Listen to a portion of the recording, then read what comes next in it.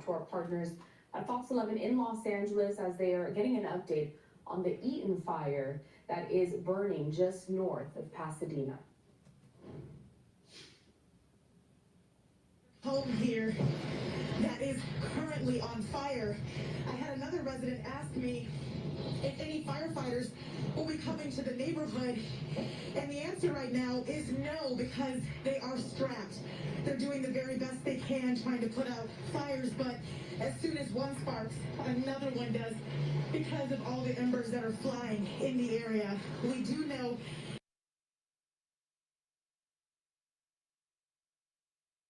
that 2 people so far have died in the Eaton fire and several more injured. We don't know the exact number, but that's something that will be coming out in the next several days. Right now, what's at top of mind, especially for firefighters, is trying to save as many people as they can, trying to put out the fires as quickly as they can, while also dealing with the wind. I don't know if you can hear it in my live shot. The wind is really roaring, and that does not help with this active fire that's underway right now. So definitely a difficult situation as we continue to walk down El Molino. I can tell you we've spoken with a few residents at the end of this street who have decided to stay. They said that they just wanted to save their home, and one guy is trying to evacuate, but he, in the stress of it all, lost the keys to his car. So now he's scrambling, trying to find the keys to his car because he's got his car packed up, but he's unable. Wow. So you can just imagine the stress that people are under.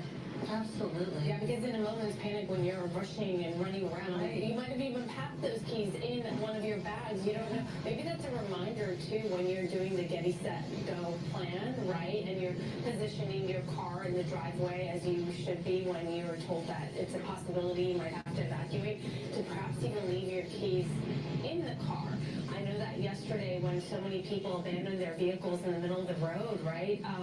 One of the things was, hey, you guys, if you do this, leave your keys in the car. This is not a parking lot. Don't take your keys with you because you're not even thinking at that moment. Coco, we're watching this individual, it looks like a gentleman, trying to hose down the surrounding. All right, so I finally found the technical issue that I was having with the streaming with Rumble.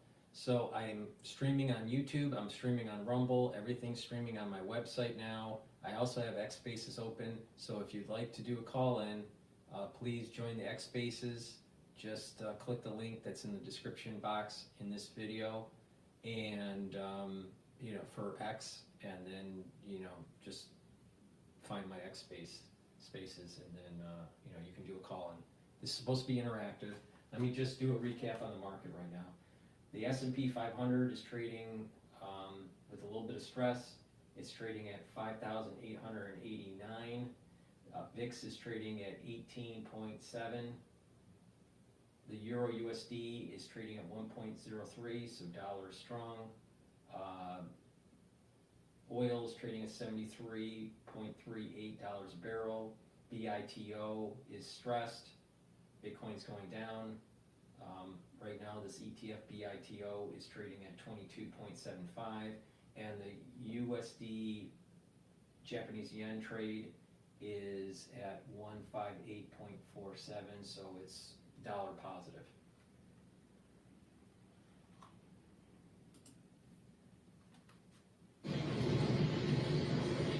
All right, we're saying, oh, Exactly. is that the gentleman who found his keys maybe, or that was a different vehicle?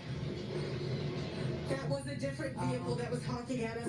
Someone that we spoke to earlier that clearly decided now to leave. But as you mentioned, there's a lot of frustration from residents to firefighters who feel like they don't have the resources to handle an event of this magnitude. And again, you just see this home just burning to the ground. There's lots of little explosions and embers as well. And again, these guys on top of this roof are still trying to save their home. But this Now is think about this. This is a fire, all right? It's bad, but what if there was a nuclear weapon that went off? You really think that the government's there to save you? They don't have the resources, nor do they care to save you.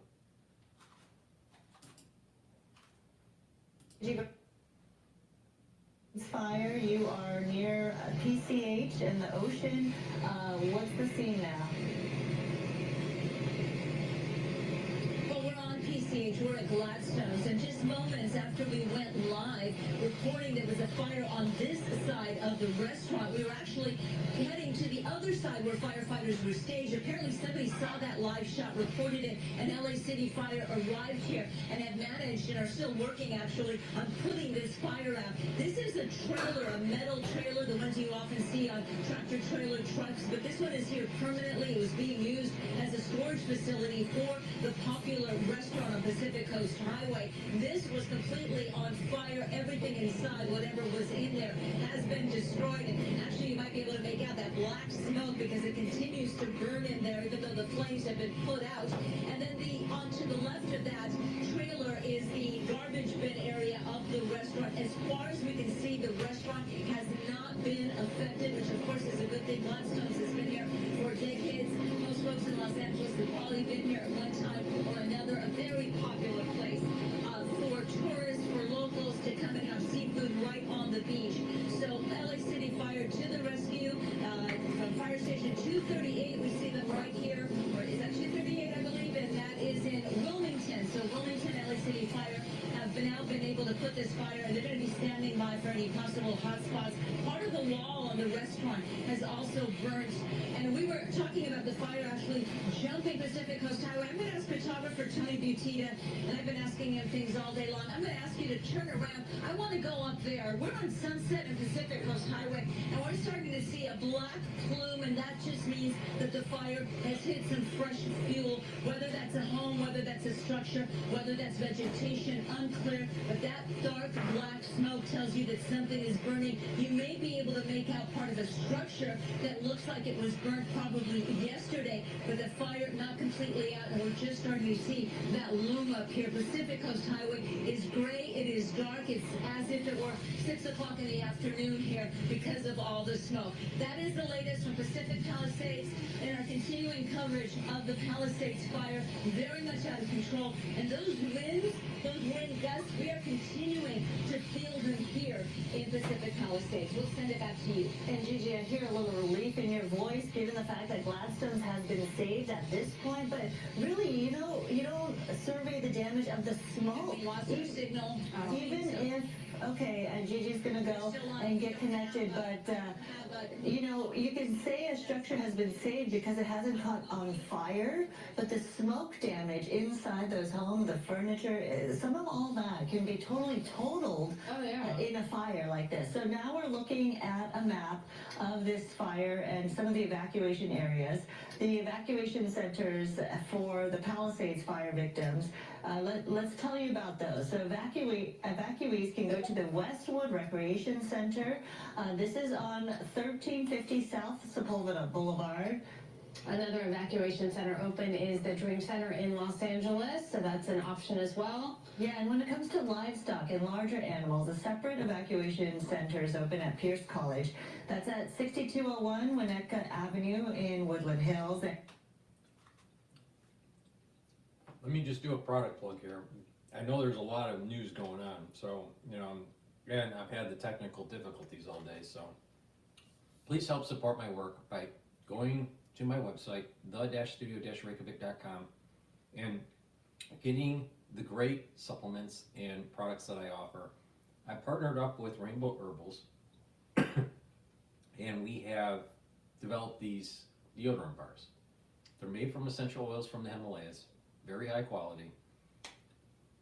I have it in citrus and in peppermint, lavender, and tea tree. These do not have aluminum, and it doesn't have baking soda in it. It's made from natural ingredients, very high quality, essential oils from the Himalayas.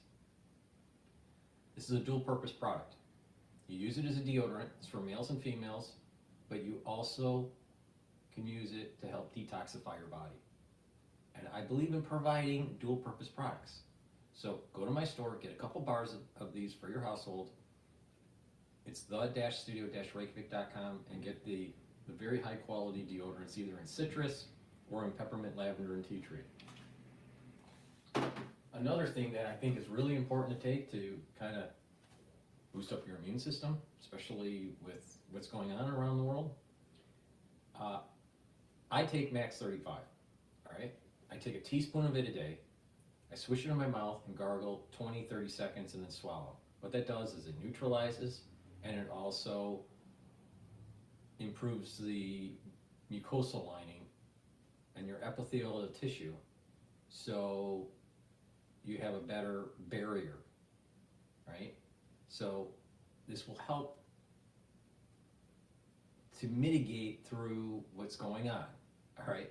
I can't say any more than that because of the great censorship on YouTube. But I take this every day. Now, if you're not feeling well, let's say it's the cold season, you're not feeling well, you should be taking a tablespoon or 2 a day.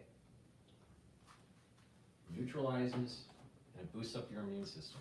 Another thing that you should be having in your household, because you're gonna need it, trust me, you're gonna need it, is the structural nanosilver gel. Now, this structural nanosilver gel, I also have it in a dispenser form that I don't have on my table at the moment. I've been having problems all day today, and just nothing's gelling right now. All right, so, okay, so I have 2 types of structural nanosilver gel. I have it in the dispenser form and the tube form. Get a couple of these items for your household. It's a dual purpose. They'll help to improve your skin. As a skincare product, you apply it on your skin and then exfoliate and it'll be clear. Best way to do it is to put it on at night and then exfoliate in the morning. But also, you can put it on a wound, it'll heal it quicker. You put it on your skin, it creates a barrier. That's going to be important, especially what's going on in the Congo. And structural nanosilver helps to neutralize. So you put it around your mouth, around your nose, around your eyes, around your ears, lightly coat your nostrils, create a barrier, but it helps to neutralize. It stays active for 5.5 hours, and it's way better than Perel. Perel is only active for about 20 seconds. Perel evaporates because it is alcohol-based. And because it's alcohol-based and it evaporates, it cracks your skin. It causes damage to your skin. Structural nanosilver gel heals your skin. And it stays active for 5.5 hours. Trust me, this is way better than anything out there that other people are using. So please, be prepared. You're gonna need it. Cases are going up. Be prepared. Now, if you don't, and you get something, I'm just gonna say I told you so.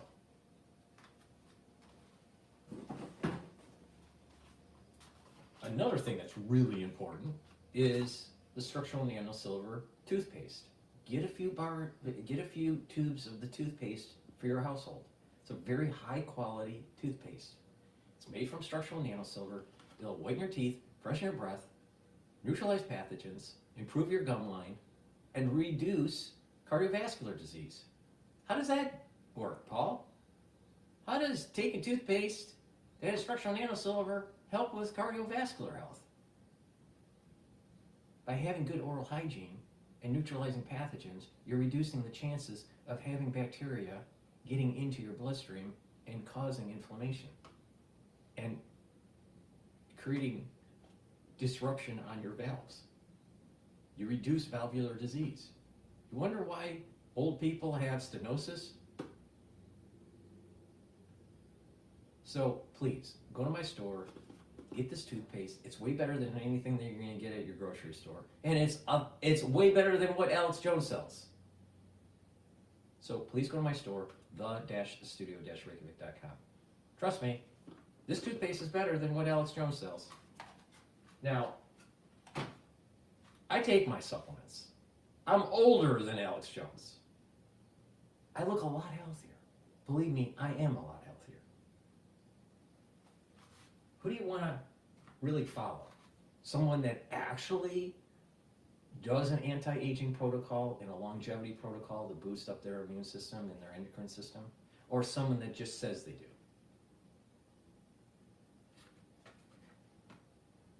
Please go to my store and get the structural nanosilver soap.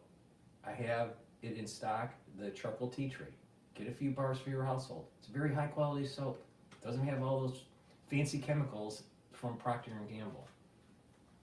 And believe me, you don't want those fancy chemicals. You know why? Because they disrupt your endocrine system.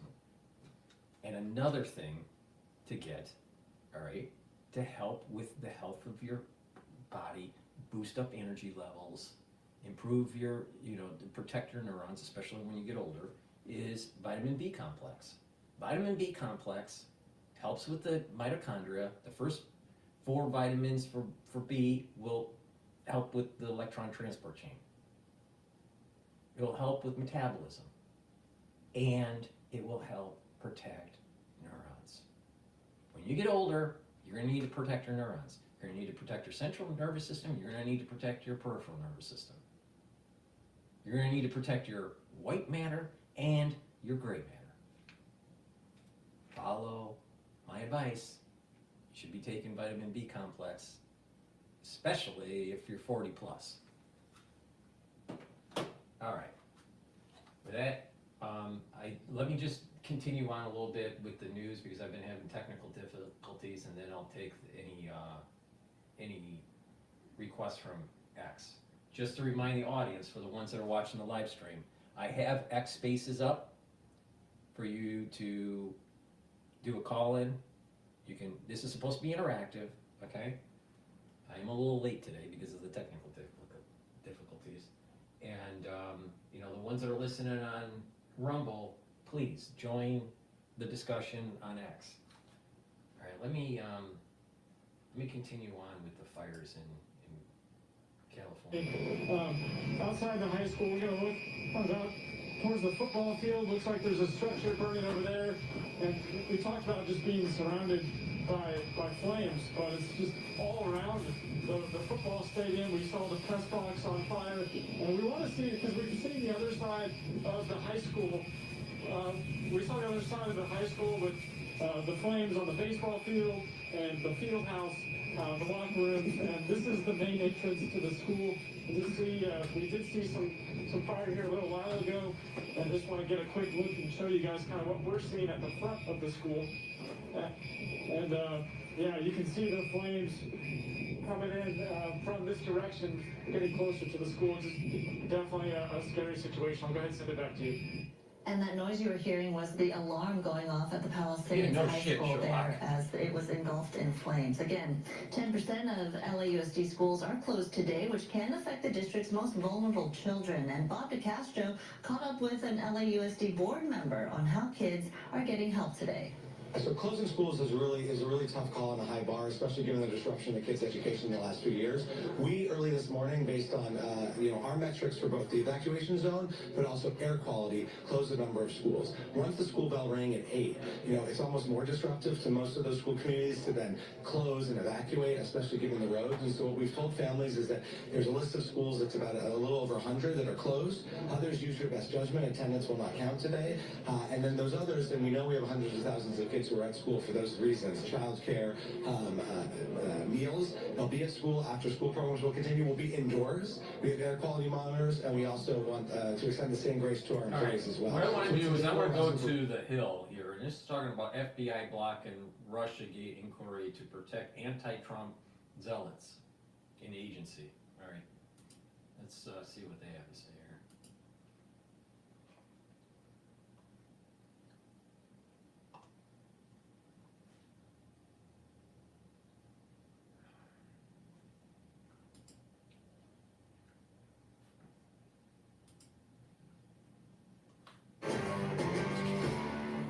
Is the FBI hiding a very important question surrounding its second investigation into then-President Donald Trump in 2017, otherwise known as Russiagate? Journalist Aaron Mattei believes so. When he requested documents from the FBI about Russiagate, the FBI redacted the reasons why they suspected that Trump was a Russian agent. That is the basis for Aaron's latest piece for Real Clear Investigations. It's titled, FBI is Still Hiding Details of Russiagate, Newly Released Document Shows. That suspicion was essentially the entire basis for opening the probe in the first place, Mattei writes. While the original Trump-Russia investigation has been discredited, the public remains in the dark about why the FBI launched a follow-up counterintelligence probe that targeted Trump while he was newly in the White House and what ends it took to pursue it.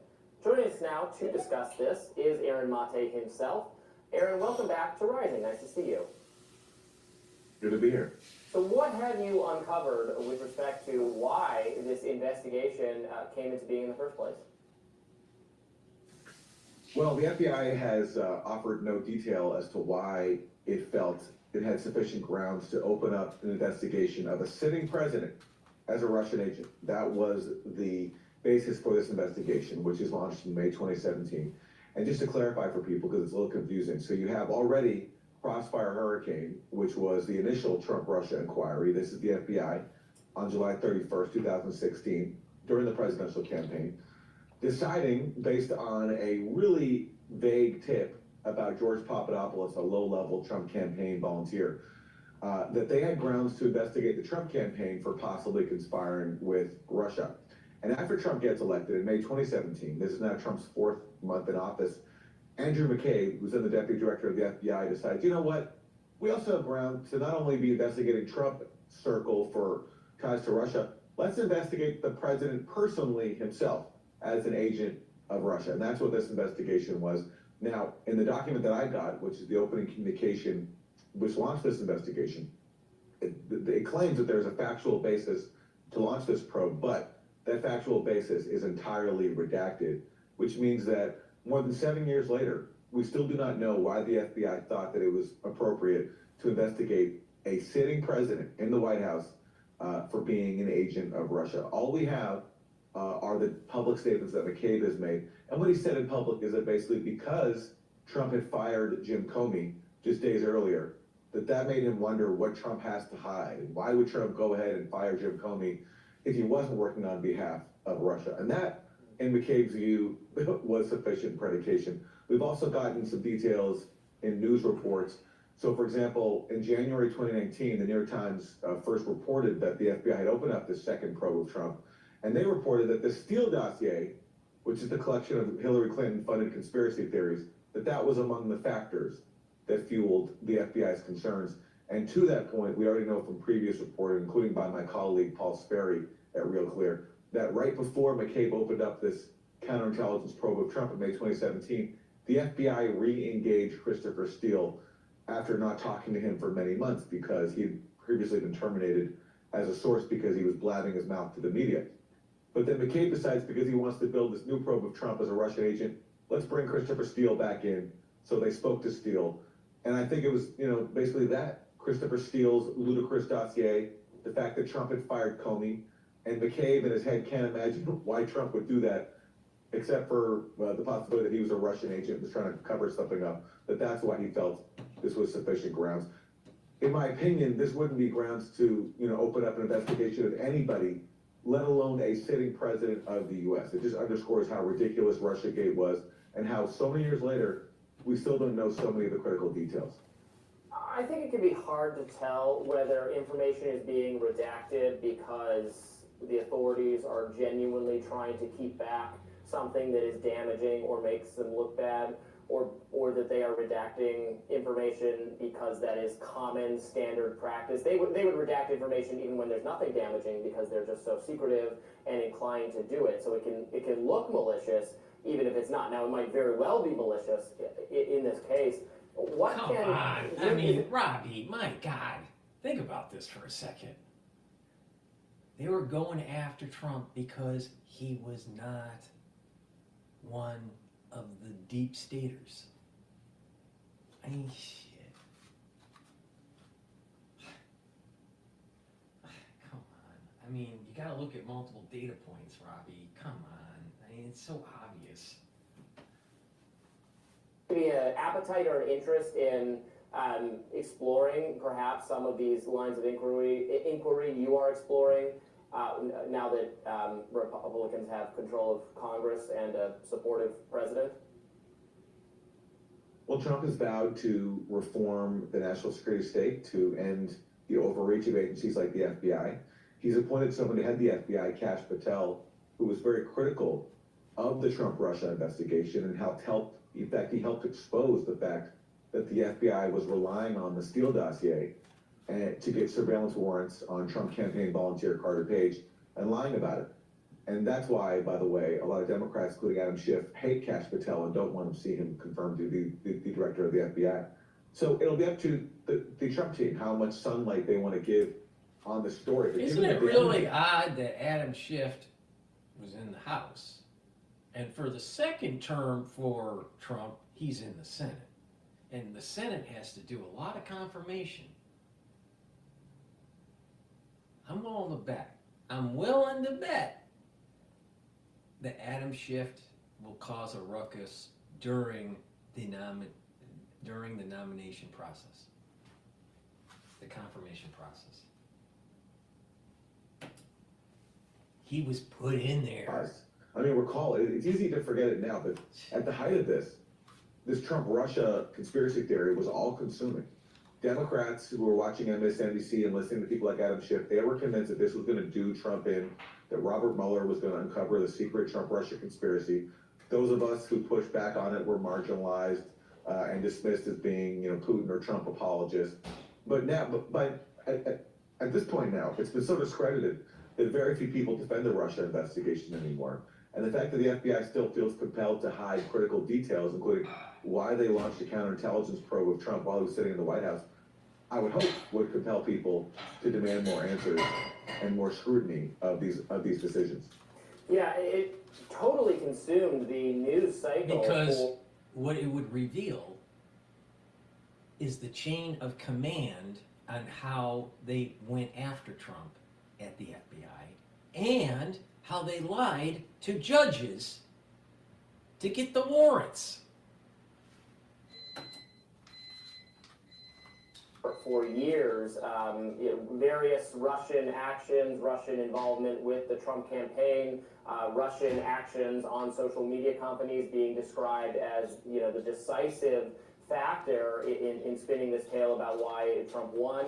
That was clearly something that I think a lot of mainstream media institutions and actually the Democratic Party itself internalized, that this was why, now we're going back 8 years, Hillary Clinton lost. That seemed to be the message that she took away from it. Do you think that negatively impacted the Democrats' ability to campaign effectively, that they were so hung up on this being the explanation for why Trump won, that they didn't have to do any kind of soul searching about their message? It's the other way around, Robbie. It wasn't that Hillary found out that maybe, there was some issue with, this whole Russian Gate thing. It started from Hillary. Hillary was trying to knock out Trump, and that it was a way to cripple his presidency if he did get in.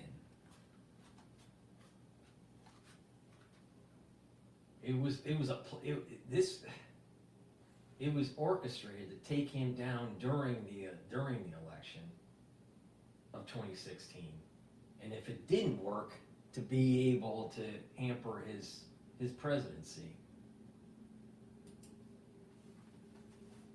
Are the issues they run on, or any of those sorts of things? Well, yeah, I mean, as someone who was not a big fan of Donald Trump, this was one of the many reasons why I was critical of Russiagate. I mean, the first reason was simply that it was just factually completely baseless. And as journalists, we're supposed to look at the facts, not our partisan affiliations. And that was a major reason why Russiagate took off, is because a lot of journalists put facts to the side and went with their partisan hackery, basically. And that's why Russiagate was allowed to be the thing that it was, because journalists simply weren't doing their jobs. But mainstream journalists never do their jobs. Let's forget about 2016. What about when we started to go into Iraq? Remember weapons of mass destruction? And how all of the mainstream media just played along with the Pentagon?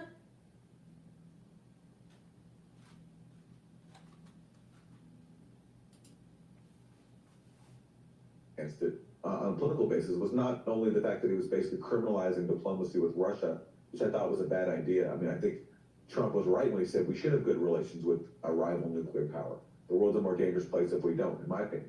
But also, politically, I couldn't think of a bigger gift to Donald Trump and the Republicans.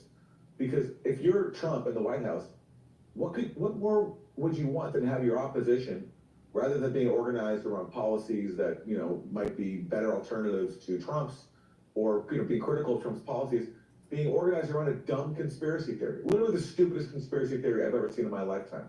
This idea that the President of the United States was elected based on a sprawling conspiracy with the Russian government. And just to keep him in line, the Kremlin was also blackmailing Trump with a P-tape, which was literally what most Democratic pundits in the media were believing and promoting, and many of the people in the audience who didn't have the time to go through all the facts were led to believe. I mean, it's a huge gift to Trump.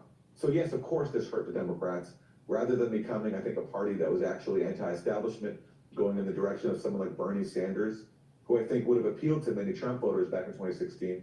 They doubled down on the Clinton wing of the party by embracing a literal Clinton-funded conspiracy theory, because that's what it was. It was a Clinton campaign that paid for Christopher Steele, and it was the FBI that covered up the fact that it was relying on his dossier. Exactly. And by the way, there's so much more to learn. Speaking of Clinton campaign, the genesis of this is Hillary.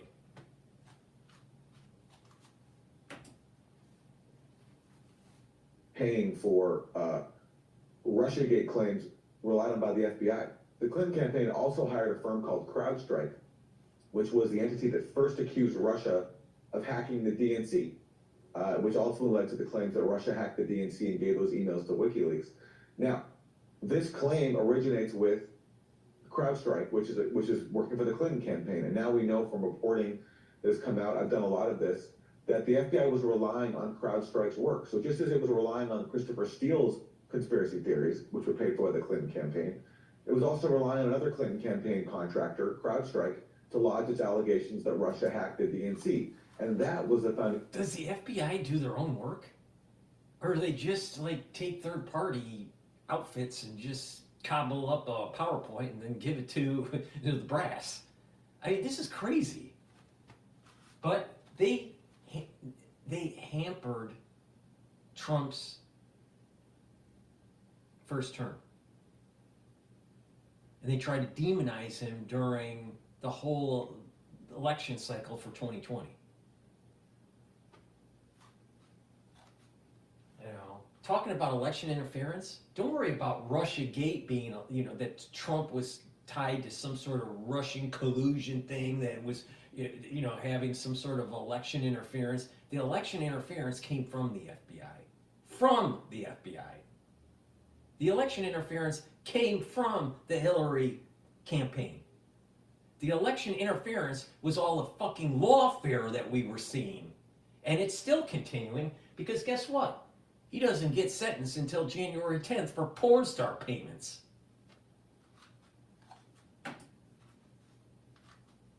Allegation of Russiagate. And I've tried through FOIA to get the FBI to release the documents it used from CrowdStrike, including CrowdStrike's reports, to make its allegations that Russia hacked the DNC. Even after CrowdStrike's own CEO privately admitted to Congress that we actually have no evidence of Russian hacking. But yet the FBI refuses to release the CrowdStrike reports, and that's a part of the story where we still do not know a lot of information. So if we want to have answers, we want to get to the bottom of what happened in Russiagate, that's another place where we could have scrutiny under this new administration, is to what extent did the FBI rely on the work of a Clinton-funded contractor to lodge the foundational allegation that Russia hacked the DNC. Aaron Mate, thank you so much for coming on to talk about that. Fascinating stuff. Great report. All right, so that was the Hill, and the never-ending Russiagate. Let me plug just a few products here, and then I'm going to take the X-Faces call in. Please help support my work by going to my website and getting the products that I offer. I have very high-quality products, and if you follow my advice, you're going to help boost up your immune system, you're going to improve your endocrine system, and you're going to age slower. Let's say you don't want to live forever, all right? Let's say you just want to, die early, all right? Boosting up your immune system means that you're going to have a better quality of life, all right? But if you follow my protocol, you'll actually age slower, all right? So trust me on this. It's based on a 3-pillar system. taking structural nanosilver liquids to neutralize pathogens. And when you do that, you're boosting up your immune system. The other pillar is bringing down inflammation, taking turmeric and ashwagandha. And then the third part of the pillar is soaking up free radicals. That's the core. And then you add stuff to it, and voila, you have a really robust immune system and endocrine system. Structural nanosilver, turmeric and ashwagandha, and C60. Soak up those free radicals. All right? You can boost up your immune system and you can slow down the aging process. But when you add stuff to the core by stacking, you're going to get very similar benefits that you're going to see with these very slow agers and the ones that have very strong immune systems. All right? So a product that you should have stocked in your house because of the cold season is the lozenges that I have on my store and the drops. So you can get Manuka honey lozenges and elderberry zinc lozenges on my store, but also the cherry drops in 100 count. Get the drops. The moment you have that irritation, take the drops and the lozenges, it'll neutralize it. It has structural nanosilver in it. And it will mitigate the irritant, it will neutralize the irritant and help with maintaining the mucosal lining so you're mitigating infection. Okay? Really important. Vitamin C. You know, the last I looked, all the grandmothers say take vitamin C. You know what? They're right. Take vitamin C and magnesium, it'll boost up your immune system. If you're not feeling well during the cold season, take a double dose. Make sure you drink it with filtered water. Fluoride in your water will make you stupid. Probiotics. You can get it in the veggie cap version or in the powder version. You saw me eating hummus, just a few minutes ago, all right? Because this is a real professional show. I add powder to the hummus, all right? This is the probiotic powder that I add. It's a great way to take it, but some people don't like taking powder. You can take the veggie cap version. It's up to you. But you know what? They're very high quality. Why do you need to take the probiotics? You need to bring down the inflammation. You need to improve your gut biome, improve your metabolism, being able to absorb nutrients better. You're improving your liver function. Your liver is a big detoxification organ. If you have a bad liver, you have a bad life. And guess what? A good gut biome will allow you to think better and, not be depressed. So please, go to my store, make sure you take the probiotic. And lastly, these two supplements are really important to take. Olive leaf extract, dual purpose product, helps with the immune system and the cardiovascular system, brings down inflammation, and helps with LDL, helps with your total cholesterol levels. It brings down LDL and increases your HDL levels. Olive leaf extract is important to take. This is a high quality supplement. Help with your immune system and your cardiovascular system. See, when you target certain systems in your body, guess what? Your health improves. Amazing how that works. Digestive enzyme complex. You're 40 plus years old, guess what? Your pancreas is dying. It doesn't matter how healthy you are. So you're going to need to take supplements to help reduce the load on the pancreas. What does the pancreas do? It creates a bunch of, it does a lot of things, but we're talking about the enzymes to break up foodstuffs. So it creates enzymes, secretes enzymes to break up proteins, carbs, and lipids. If you have a bad pancreas, guess what? You can't break food up. And then you start having digestive problems and lots of other problems, right? So what you want to do is reduce the load on the pancreas. Taking the digestive enzyme complex will do that. It'll help you digest the food, break up the proteins, break up the lipids, break up the carbohydrates. Why? Because it has the digestive enzymes in this complex. If you work out and you're young and you got a really healthy pancreas, guess what? You know, if you're an athlete, you're usually needing to refuel your body and to recover. Digestive enzyme complex is going to help you with that recovery, with breaking up your refueling. So take digestive enzyme complex if you're an athlete. But the bottom line here is be cognizant that when we get older, our systems don't work as well. So you need to supplement to help them. So go to my store, take my advice, reduce the load on your pancreas by taking the digestive enzyme complex. I also, during the crisis of 2020, said to take the digestive enzyme complex. You know why? Because this has proteolytic enzymes in it. You know what you need proteolytic enzymes for? To break up glycoproteins. You remember the spike protein? Oh, it breaks it apart. I also said you got to worry about clotting. This has bromelain in it. What does bromelain do? It breaks up clots. So for the last 5 years, I've been telling you exactly what you need to do to get through the crisis. And it was dual purpose. It actually helped your pancreas out. Amazing. I'm the most comprehensive. I'm telling you how to get through the crisis through 2020, and I'm going to be the most comprehensive person on how to improve your health. All right. With that said, I'm going to pass the mic on X Spaces. So the ones that are watching on YouTube and on Rumble, make sure, if you want to participate, get into the call-in on X Spaces. All right, let's see here.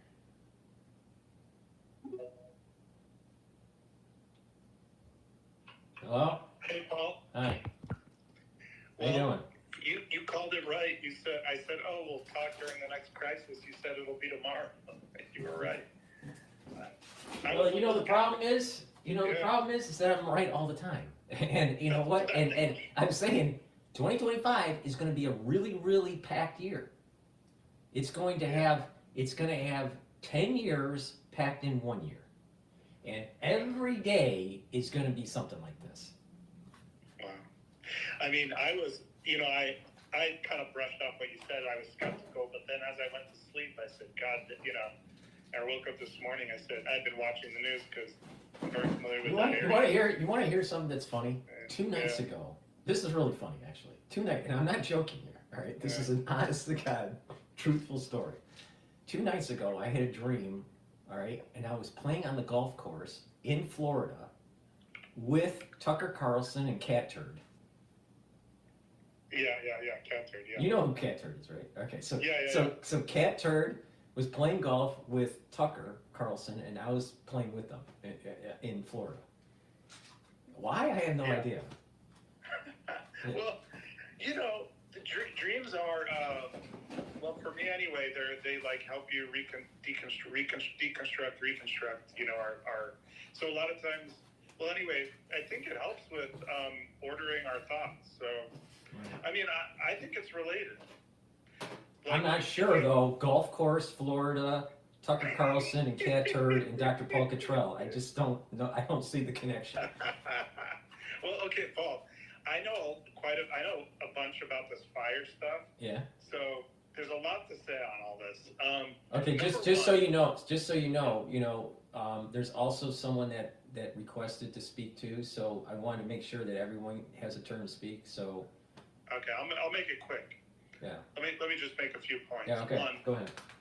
One, the LA mayor, she was running against this real estate developer who probably would have really helped LA. His name was Rick Caruso. I don't know how the hell she won. It was probably through vote cheating, but she's now in Ghana she's not even in the city. She's in a foreign country. So the city's burning and she's in a foreign country. It's interesting you say that because Yeah. I remember during the whole COVID thing. Remember, where was the one of the co-founders from Twitter, Jack Dorsey? Where was he right when COVID was just starting? He was like Vietnam? Yeah, he was overseas too. Yeah. Then the other thing is what people don't understand. I don't know if people really understand these fires. So I lived in an area where these fires were very common. So what happens is when these fires, especially my brother sent me a warning like 2 days ago saying that they're expecting maybe up to, I forgot, 80, 100 miles an hour in LA, in the LA area, so where the fires are. So this is a problem for multiple reasons. One, with such high winds, it's very hard to control. I don't think the firemen can control the fire. Right. So for like arsonists and stuff, it's a great time. And like, okay. Well, do you think it's arson, or do you think it's I don't know.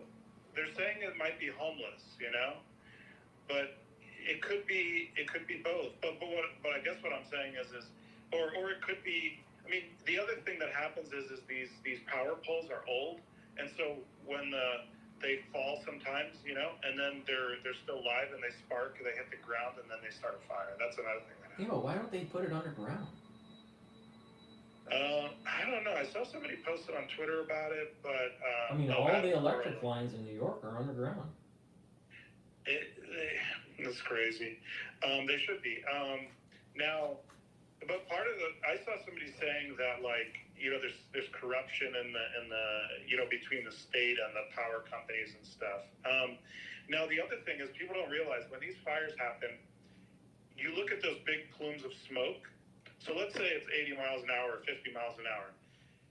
Those big smoke clouds, those are taking tons of sparks up into the air, and then they take them like a mile away. So the sparks fall down, and they fall on roofs, they fall on everywhere, and then they just start all these fires everywhere. So people I was driving down the freeway during one of these fires, and there's just little spot fires along the side of the freeway, in the palm trees, in the median. But there's no firemen anywhere because there's so many fires and they're so big, they can't get to all of them, Mm-hmm. So that's what's going on now.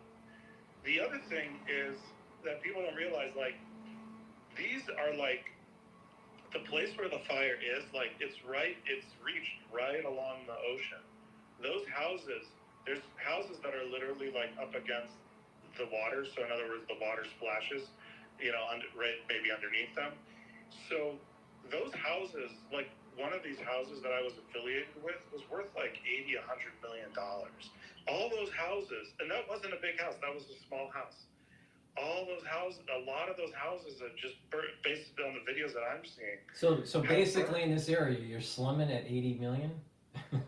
Well, if you're right on the water, maybe it's 80. But those ones you're seeing up in the mountain, like a typical house in LA, just to live in LA is at least, I don't know what it is, a very small house, $1.5 million.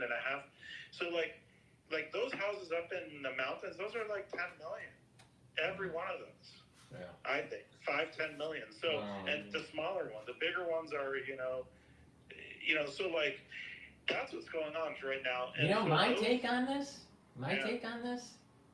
There seems to be a similarity to the Maui fire.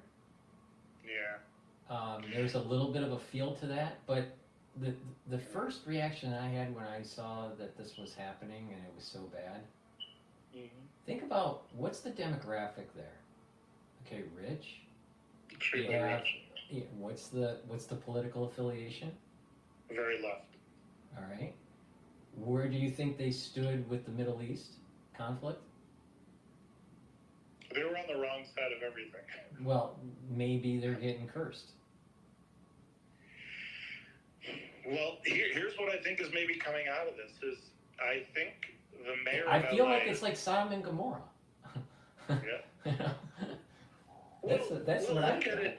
It's the places that are red that are, through the pandemic that get protected, and then it's the places that are blue that get, it's like they get fucked. The blues screw their own. Or, you know, yeah, I mean, there's or definitely the tail eats the tail is eating, the head is eating the tail kind of thing going on. But I just feel that there's, like I said before, we're living in times that are that are reminiscent of plagues. Yeah. And I just like, maybe this is what's, maybe this is a plague, Yeah. I'm sure that people will be able to use science to just say, well, it was a power line that fell in this area and this house. But the thing is that, well, there are lots of power lines that could fall anywhere in the country, and it just so happens to fall in LA, in the richest area. It just so happens. It's just in the middle of this. I mean, think about it. All right, the fire was yesterday. That was January 7th. What was January 6th? That was the certification of the vote. Yeah. It just feels like there's a retribution going on. Yeah. There's some sort of like cosmic retribution happening. Well, it does seem like the Bible's playing out. Now, okay, just a couple small other things, and then I'll let the other. The other guy left, so if he comes back, I'll let you know. Okay. It's all right. Okay. Well, next time, if anybody wants to talk, they could just jump in. And so, the other thing is so the left, they're so crazy. So they say, let's leave nature alone. Let's not touch nature. So when there's a fire in nature, they put out the fire. Okay, so this is how they have it totally wrong. But they don't realize fire is part of nature. So what happens is these forests get filled up with debris that nature would normally clear out, much more often. And so then when the fire comes through, it just barrels through instead of it being manageable. Right. And so that's what's happening in California is they have all these environmental groups that say don't do backfiring, don't light fires ahead of time. So on a no wind day, they could light fires every say 5-10 years and then clear out all the low level debris, and then then it's much less chance of in other words, a fire is much smaller. Yeah. But across California, these crazy environmentalists, they so that's pretty much the problem. The other thing is, lastly, I'll just say that you mentioned the Maui. Well, the guy who ran for mayor, Rick Caruso in LA, he got on TV yesterday, called in and said that that the fire hydrants are running low or have no water because the mayor, didn't fill up the reservoirs or something. And so the city didn't fill up the reservoirs. And, what the point is that it probably has something to do with some environmental thing again. But I think what's coming out of this is, I think that Rick Caruso might end up either back in as mayor, in other words, he'll win a second time around, or I just saw Cernovich saying maybe he should run as governor. But either way, I wonder whether out of this crisis there might be. Was there any reality to the rumor that James Wood was running for governor? Not sure. He lives in Pacific Palisades, right there on Malibu. So his house is either burned or in danger. No, he was talking about he had to evacuate. Well, I don't know if a guy like James Wood, do you think he could win? I mean, California is pretty leftist, so you'd need like Caruso. Caruso's kind of like a Republican, but acts kind of Democratish. So, in other words, he fakes kind of Democrat. So, somebody like him, like Schwarzenegger won, but Schwarzenegger, but he won because of name recognition. Here's the thing with New York. It is a blue. When I say New York City. Yeah. New York City is very blue, right, and it's liberal, right? But it's also pragmatic. So they may, their DNA is Democrat. They vote blue, right? Yeah. But because they're pragmatic, they will switch and be cordial to Republican policies, but may give some pushback. My observation my observation with California is they're so left that there is no middle ground. There's no room to negotiate, and so California is only going to spiral downward. Yeah, except if this kind of stuff keeps happening, because there was a vote in California this past election. They put on the ballot like a ballot measure. Should they reinstitute basically? Should they make it a crime to steal? You know, because they're going in and just breaking in just walking out of stores with stuff, because it's basically the crime has been lowered. Like it used to be, you would get arrested and sent to jail, and then now it's not that way. What the voters voted like 76% or something to make that criminal again, and that was even with the left and the governor fighting against it as best he could. So I think that California, even like the problem is those crazy people that live in the hills, the Pacific Palisades and Malibu. The problem is they're like leftists. A lot of them I think are leftists out of convenience. But if pushed, then they would go for a guy like Rick Caruso, the guy who I was talking about. So I mean, I was living in a community in California where a student community where I noticed that there was a very, very fringe, very small, like say 5% or less of the population. They were fringe left, kind of like what we're talking about in California. And then maybe another part that was, I wouldn't even say fringe right. And then you had, let's say 20-30%, say MAGA types. And then let's say 5% extreme left, but because most of the people in the middle just don't pay attention, including the MAGA types. So like, what would happen is the left just had the levers on power because nobody was paying attention. So that small 5%, they were organized for elections, and they would. So that's what's happening is So that's a big problem. Well, everyone that I've known, friends that were from California, all right. Yeah. Most of them were more liberal than New York liberals that I know. Yeah. I mean, they're literally texting me. They're literally texting me having hissy fits because Trump won. And they go, I can't believe you were right, Paul. And blah, blah, blah, blah, blah. This country's gonna go down the tubes, because of this criminal. And blah, blah, blah, blah, blah. Yeah. But California has a heavy dose of Trump derangement syndrome. Absolutely, but also depends, I think, on the county. So, like, the county that I was in was more 50% Republican, 50% Democrat, or like, a lot of independents in the middle. So it kind of teetered. The board of supervisors teetered between the left and the right. Every time I went to a conference in California, all right. Yeah. So I've been to California 3 times, yeah. 3 or 4 times. I think it's 3 times. And each time, there was one time it was in San Fran, and then the other 2 times was in LA. And I'll tell you, my observation, and they were all, related to kind of like VC, the VC world, all right? Yeah. Venture capitalist world. And I'll tell you, everyone was fake. And I said, LA was more fake than San Fran. But this whole idea of in the business community, fake until you make it, but not just that, it's just they put up a facade. At least the people that were at these conferences, the ones that were from that area, they put up a facade that's just not true. And New York is so pragmatic that you see through stuff.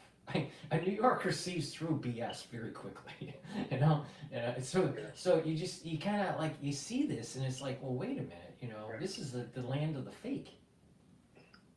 I think that's the culture. Yeah, I grew up in that, and I will say that, like, to give you an example of how it makes a difference which county you live in. So before the Supreme Court, within the past few years, it ruled that they have to issue like concealed carry permits for guns. in California, it depended before that, it depended which county, so which sheriff who was your elected sheriff. That depended on whether you could get a concealed carry permit. To give you an example, so LA County, I think, was extremely hard. Ventura County was pretty easy. 3,000 people or something had concealed carry permits. If you went to Santa Barbara County, only was like 40 to 80 people had concealed carry permits. Orange County was easier, Riverside County, and there's a lot of counties that we don't hear about that have like a hick sort of sheriff, and I think they just give them out. But it's the counties, it's like San Francisco County, and the counties surrounding San Francisco, LA County. If there's, it's similar to like if you look on the map in America, most of it's red, but then the coastal, and so that's what it is in California. If you go to the farm areas, the more rural, those are red, and then but population-wise, LA County is so big, and so that's kind of the problem. But those were all my thoughts. Trying to hurry up my thoughts today. Yeah, no, I just the individual that wanted to speak left. But hopefully, if he's watching the live stream, just come back on X Spaces. I'll give you the mic. I apologize for that. But I just want to remind everybody that this is supposed to be interactive. If you want to talk, just request the mic on X Spaces, and I will give you the mic. Yeah. So. Yeah. But there's lots going to be happening. I'll tell you. But my gut feeling on this, because it was such, it's right by Hollywood, and LA's a fake place, and it wasn't there just an award ceremony that took place. Yeah, wasn't it yesterday? Or the day before? I thought it was just sure, but that makes sense, yeah. Yeah, so, everything's all fake. And I feel as though that there's some sort of, some sort of metaphysical thing going on with the burning of LA. Do you think that the people themselves are purposely bringing in let's say the Sodom and Gomorrah, the 10 plagues, or the Messianic era? Do you think that people are bringing it in, or that there's some supernatural aspect? By people, I mean like the leaders. Have you seen any person? I have, but have you seen people in your life where they do things as if they were possessed? We would call it mental illness, but I mean, so they do things that are so irrational that it's as if it seems as though they're possessed. Well, now in medicine, you could say that there is this type of disorder or that type of disorder, but so to answer your question, yeah, it's humans doing it, but there's a mental illness that's taking place that may be coupled with kind of like a divine hand to allow it to happen. With that, I agree with you 100%. Yeah. Yeah. So I just feel as though there's that. Another thing that popped in my mind. Maybe it's not some sort of divine retribution, but maybe it's set on fire on purpose. Because what's Trump represent? Drill, baby, drill. He's not for climate change. He's for energy domination. So if you have fires that are continuous throughout the year, the climate change crowd is going to keep on demonizing the Trump administration. So I suspect that we're going to have more fires in California, not less. Now what's interesting is that where's Nancy Pelosi in all this? I haven't seen her say anything. I mean, doesn't she care? Yeah, doesn't she care? I mean, where does she live? I mean, where's her vineyard? I think vineyard. Well, I know she has a house in San Francisco. She has a vineyard. I thought she had a house and a vineyard. I'm sure she has more than one house. Yeah, that would make sense. And well, I mean, people say that she has a refrigerator. It's $30,000. So I mean, yeah, I think she's related to Gavin Newsom, by the way. Gavin Newsom. But Trump. There's a few tweets of Trump, and I think one or more videos of Trump calling out Newsom for all the unnecessary fires. That's because the forests aren't managed. It's because the water, he doesn't allow, because basically there's this little supposedly endangered fish called the Delta smelt, SMELT. And basically because of that, they're taking all this water and they're not letting it go to like farms or whatever, and they're sending Why it don't they off. just move the Delta smelt somewhere else? It's this retarded environmental thing. I'm telling you, Apparently it's not even helping the Delta smelt. Apparently it's not. But they have these groups, these NGOs that are getting all this money. This is a perfect example that social engineering doesn't work because of negative feedback loops. It's, you see it with monetary policy, you see it in governance, and now you're seeing it in the environmental community. They're trying to fight something that's natural. Nature, nature has morphed, right, over time, right? It's carved the landscape with changing waterways and all this stuff. Things change. It's a very dynamic system. It's not static. So why do we assume that that we should have some sort of climate policy to revert back to what it was like in the 1950s when nature has always changed? Exactly. So it's just, you can repopulate, a fishery in another place.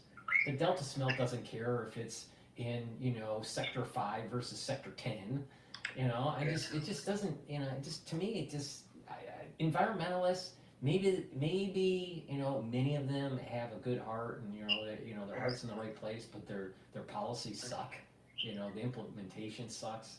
But there's an awful lot of these types in New York, very pro-climate types, and all the time.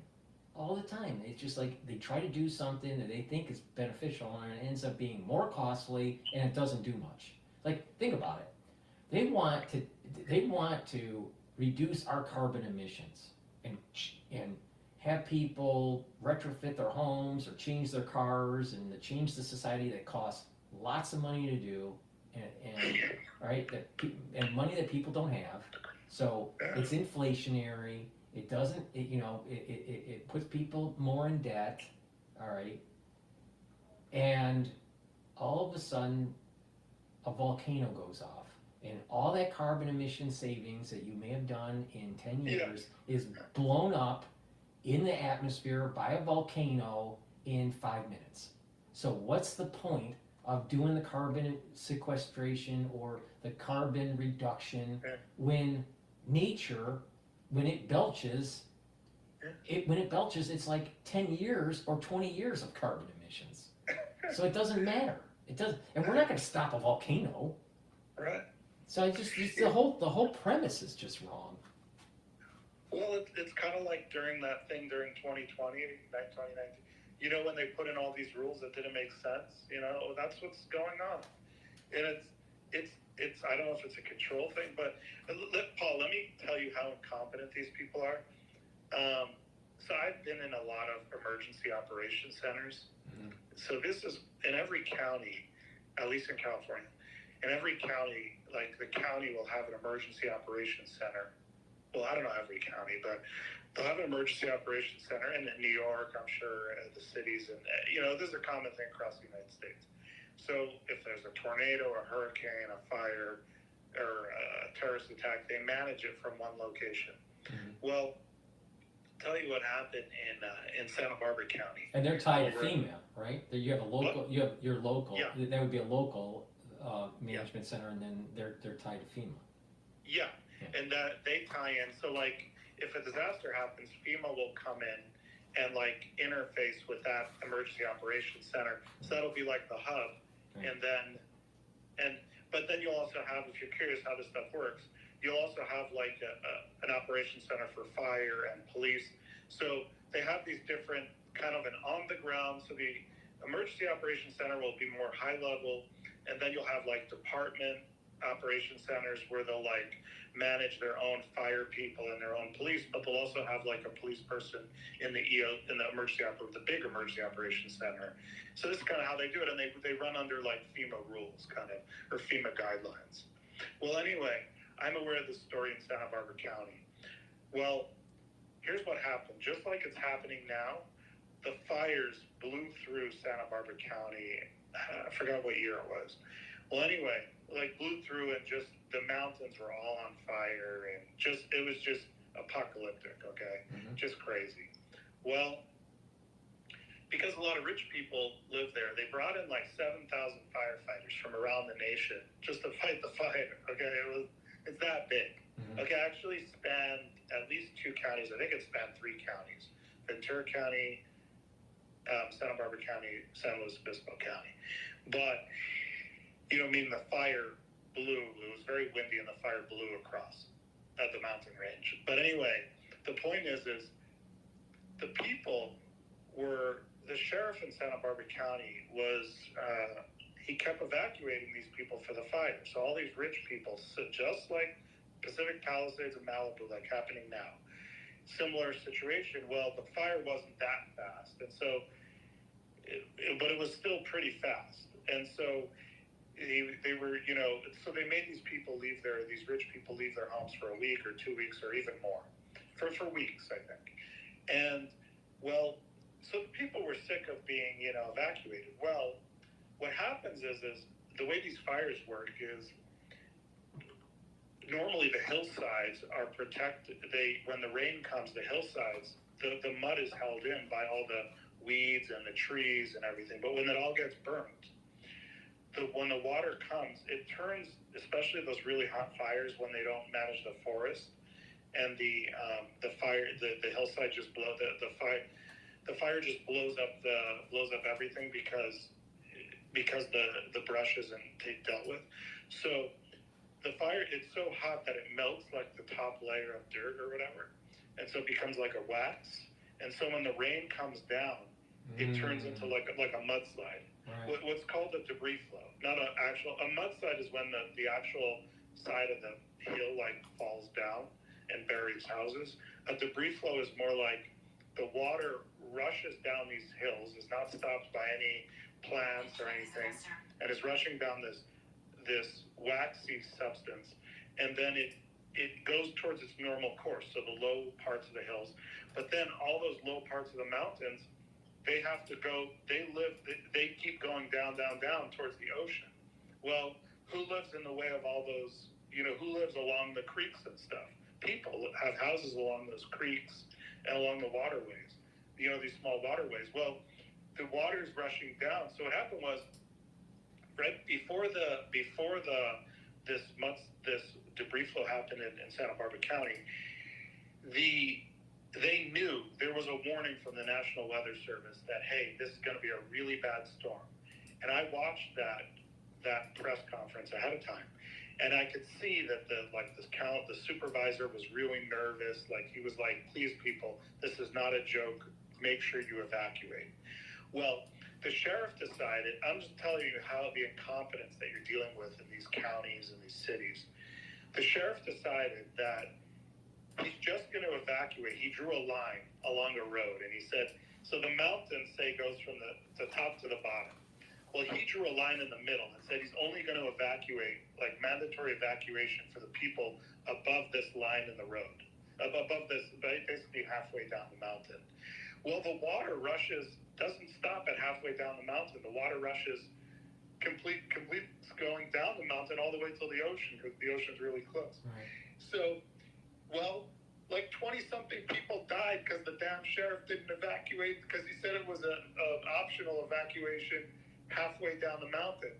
Well, those people that lived along the thing, they got their houses washed away in the middle of the night at like 4 a.m. Wow. So like 20-something people died, and when it came out to when they tried to inquire about, they tried to do public information requests on documents, how come it wasn't correctly decided, the evacuation was, it's like you have a sheriff who's not talking with the weather people that tell them hey, the water runs down, it doesn't stop halfway down the mountain, And actually, the people that were killed weren't probably the people that were halfway up the mountain. It was the people where all the water accumulates on the bottom. Right. So it's the downstream effects that were the worst. Yeah. Yeah. This is why I kept on saying that in the after. I got to be careful with the way I say it because of the censorship. But the aftershock of the crisis. Yeah. You know, people need to pay attention to because it is a real thing, and this is it's similar to what you're describing with the waxy surface of the soil. You know, causing a flood or a flow channel. But you know, downstream effects. Right. You know, like if you paid attention to how society was reacting to the crisis in 2020, they were all about what the death rates were, the actual deaths. They were all focused on deaths. But what about the pulmonary fibrosis? What about the COPD afterwards? Like all the people falling down and what about syncope and what about turbo cancer and all these things that are all downstream aftershock effects that actually in the numbers are higher than the actual ones that died. And that's why I was saying that you have acute effects and you have a latent effect. And the latent effects are sometimes worse than the acute. But because people's mindset is, what's the crisis right now? They only focus on the acute. So leadership fails because they focus only on the acute, and people listening to leadership fail because they're only focused on the acute. Yeah, and what happened was those people on the lower half of the mountain, they don't know any better. They don't know that the sheriff is corrupt or that that the government's incompetent. So they just listen to the sheriff, and the sheriff says, "Oh, you don't. It's an optional evacuation." Well, I think people in general need to just take the assumption that anyone in government is incompetent. Well, I worked in the CEO's office of a county, and what I saw, like I was part of some really high level meetings where decisions were made. I couldn't believe how haphazard decisions were made, literally about the stupidest reason. In other words, you see the same thing in corporate board and committee meetings. It's the same thing. How stupid people are. I was like, wait, that I'm thinking to myself now. I was low level, so I couldn't like really speak up in this meeting. But I was like, man, that little problem that you're referring to could so easily be fixed. And if we do that, it'll be so good for the community. But they're so petty, and they're so like, oh, I want to get reelected. Like, they don't care, and they're so incompetent. Like I'm really good at research, and so I was like, I could bring all this research to this county. And like, I was working in the CEO's office. It's very small, just very few of us. And to give you an example, like I was tasked by the head of the budget, for the whole county to do some research. Well, when I do research, my motto is I read everything and talk to everyone who would know the answers to come up with the best answer. But when I was going to do that, he didn't want me to contact these other counties to figure out how they do it because he was worried I would embarrass. I don't know. So instead, he was having me look at budget books from the counties to compare our county to them. But I was like, I need to call them because our budget books aren't matching the way they're doing their budget. And it ended up happening. The stupid guy, he went and he did a presentation before the Board of Supervisors. I was just standing in the back watching. First thing after the presentation, the first supervisor talks up and says, hey, this doesn't look like it matches. He shut down the whole damn thing. So he had me spend all this time wasting my time, instead of doing proper research. This is what I was dealing with, I quit because they took a guy like me and they wanted me to march like a stupid soldier like the rest of these idiots. You'd be surprised though, it's in corporate too.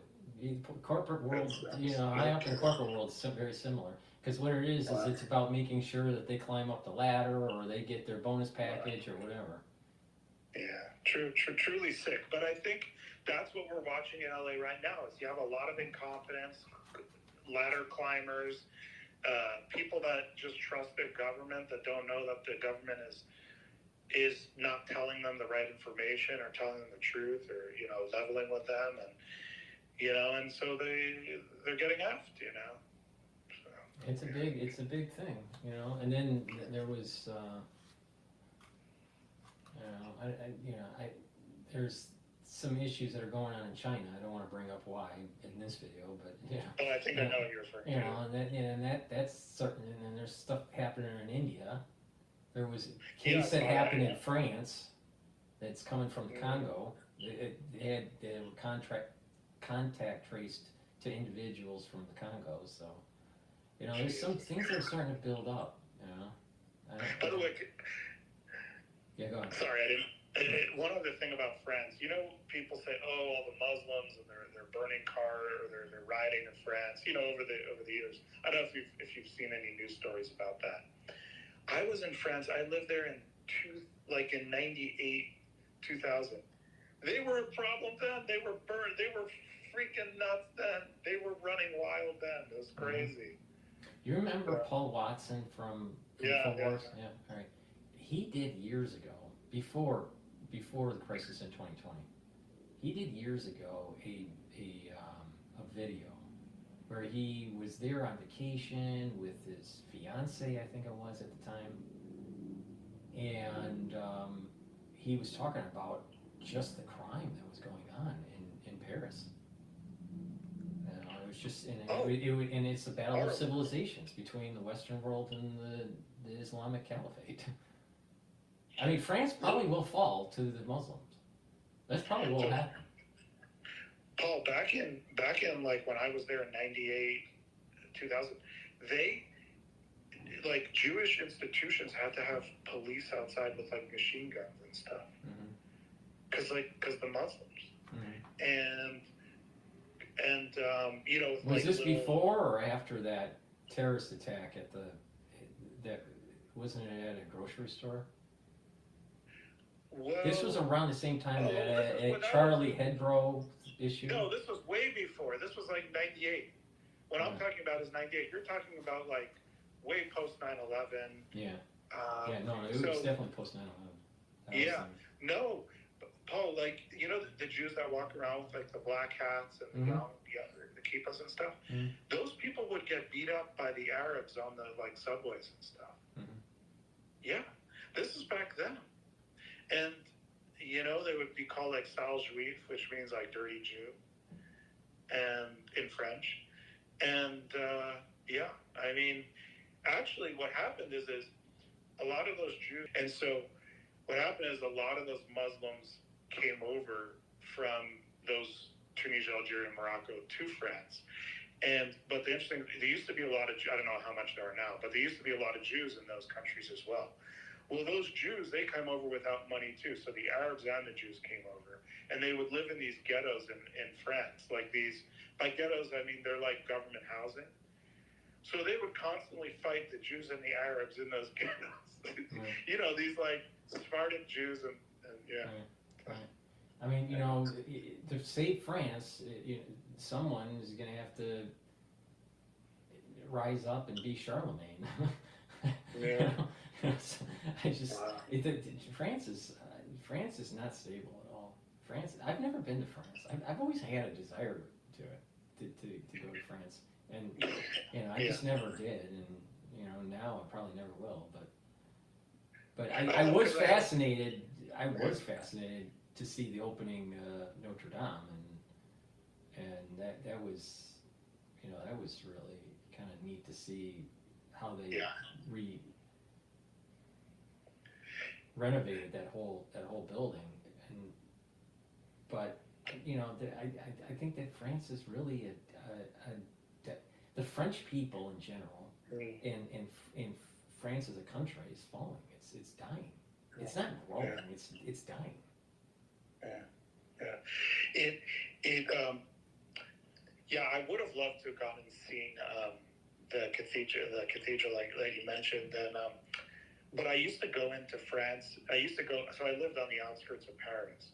By the way, let me just say, I laughed when you were saying about you had never gone to France. I was laughing because I hated Paris. Really? You might survive in Paris because it's tough. Maybe it's kind of it's like a tough city. It's a city. I wouldn't say it's as tough as New York, but it's with people are straightforward and like you said, people sense BS. But every city is tough in its own way. But LA is tough, even though they're fake. So somewhat still tough. Now, every Friday I would go into Paris, okay? Most of the Fridays I'd come back with shit on my shoe because they have all these dogs in Paris, meaning people had dogs, but they'd shit on the sidewalk and they wouldn't clean it up. I mean, that's just a social norm? Yeah, I guess, I mean, here. That's crazy. I mean, even in New York, people pick up their dog crap. Yeah, because I think, in America, like, you'll get a ticket. Right. But there, I guess they don't prosecute them. They don't get Yeah, a but ticket. I mean, it's just common decency. If everyone picked it up, no one would have poop on their shoe. It's crazy. It was the biggest pain in the butt because Right. I mean, They must have spent a lot of money cleaning up Paris for the Olympics. Yeah. I mean, they must have spent a lot of money to do that because, and the water was still polluted. Even for the games, I mean, they were testing the water and they had to postpone some events because of the water was too polluted.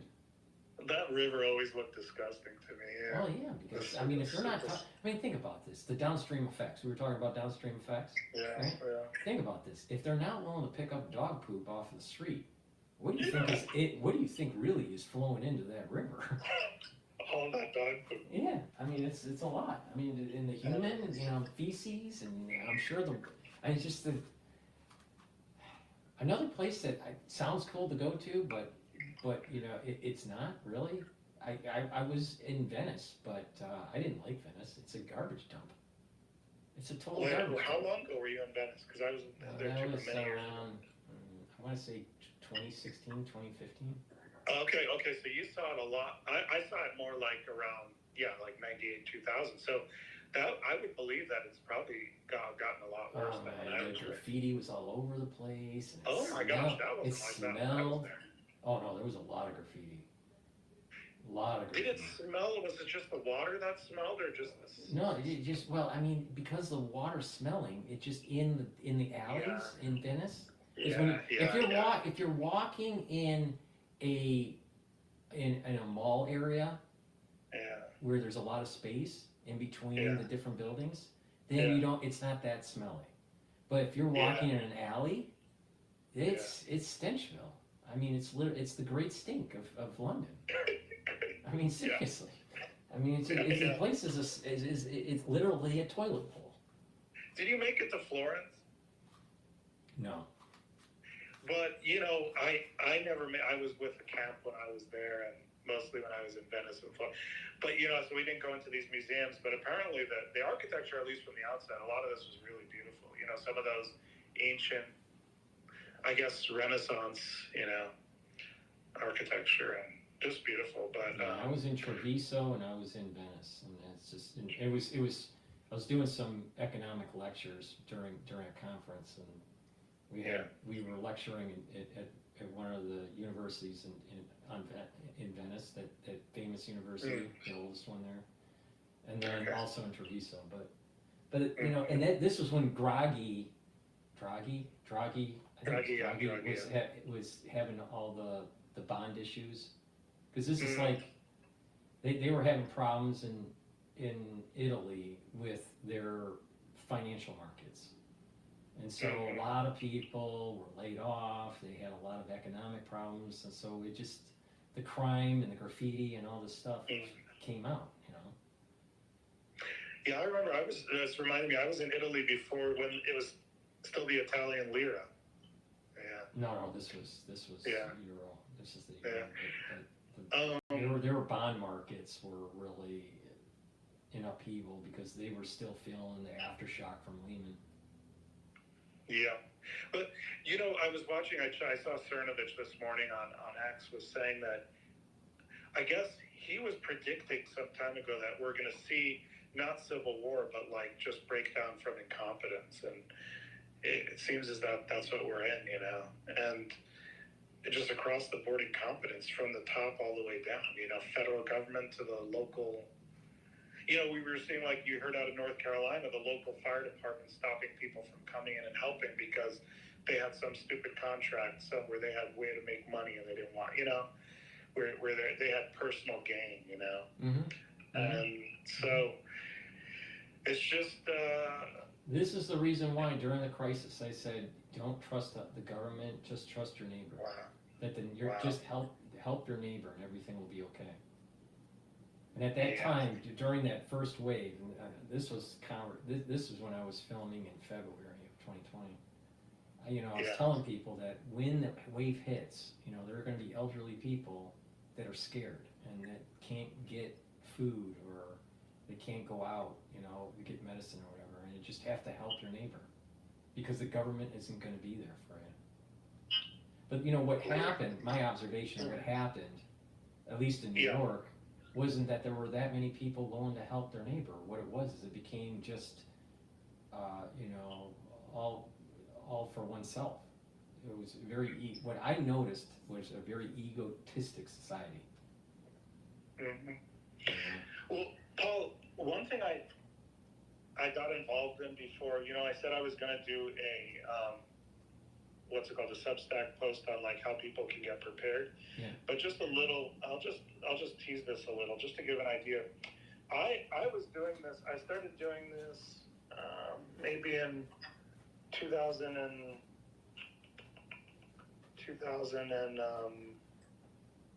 let's see, 2016, I started getting involved with this stuff. So what people don't realize, here's a funny thing, Paul. So FEMA, on their website, they have like 150 or something free classes on their website. You get like a certificate after you take the class.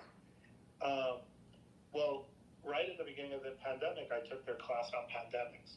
One of the things they mentioned, this was in the beginning of it, they said that there could be riots. And I was like, how does a pandemic become a riot? I never understood. And then when riots happened, I was like, God damn it, that thing was right. So my point is, I've done a lot of this stuff, like the way I'm mentioning a lot of this stuff to you, like, I've been in emergency operations centers. I'm aware a lot of this stuff is because I was prepping a lot for what we're seeing now. So I'll mention a few things like how people can get prepped, just an overview, and then I'll do a deep dive in a Substack. But just to give you an idea of some things, what happens is the federal government puts on a ton of free classes, both in person, online, virtual, meaning you sit in a virtual class. It's synchronous. You're sitting kind of a webinar, and then they also have classes, in-person classes, and then they even have in-person classes across the country, which they'll pay for your flight, your rental car, per diem for food or whatever. You're totally covered. The only thing's not covered is your salary, what you would normally make during that time. But they'll pay for you to fly across the country for these 5-day classes where you could do everything from bioterrorism, how to deal with that, how to deal with nuclear radiological incidents, how to deal with UAVs, bombs, suicide bombs. It's endless. And they're dying for people to go take a lot of these classes. They don't have enough people, they want more people to take them. And there's a ton of money from the federal government to do this. Well, the way you take those classes is you need to volunteer for something. You basically, you don't have to go be a fireman. If you're a fireman or you're a policeman, you get all the stuff for free as well. But the way to do it as a civilian, if you don't want to become a paid fireman or anything like that, which I'm not, then what you do is you join a volunteer organization at the lowest level, and then you just need the sign off of your supervisor, which doesn't cost them any money. It's just their supervisorial sign off, and you use your ID for that organization and your official email address, and then you get to take all these classes. So to give people ideas, if you go, you volunteer for a police department, a sheriff's department, you go volunteer for emergency, in New York, they have that volunteer EMTs. You do. They even have in LA, I was looking at this here, they have wildland fire crews. So wildland fire, meaning the fires that are occurring now that occur in the wild land, in the forest.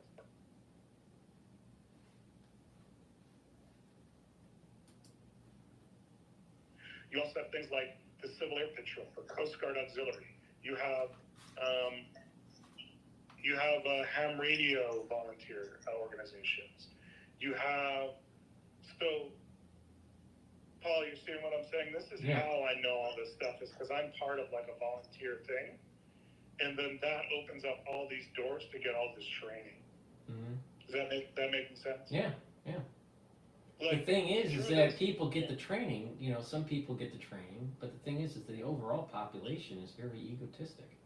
When they hear that there's going to be a pandemic, what do?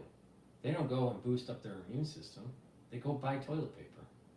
They go wait in line at Costco. Yeah, you know, they go to a, you know, I mean, they just do everything about the people in a group, especially when it is that's stressed, a group that's in a stress mode. Yeah. Intelligence levels go to the lowest common denominator. So whoever the intelligence level of that group, whoever's the lowest, that's where that whole group goes to. It doesn't elevate in intelligence.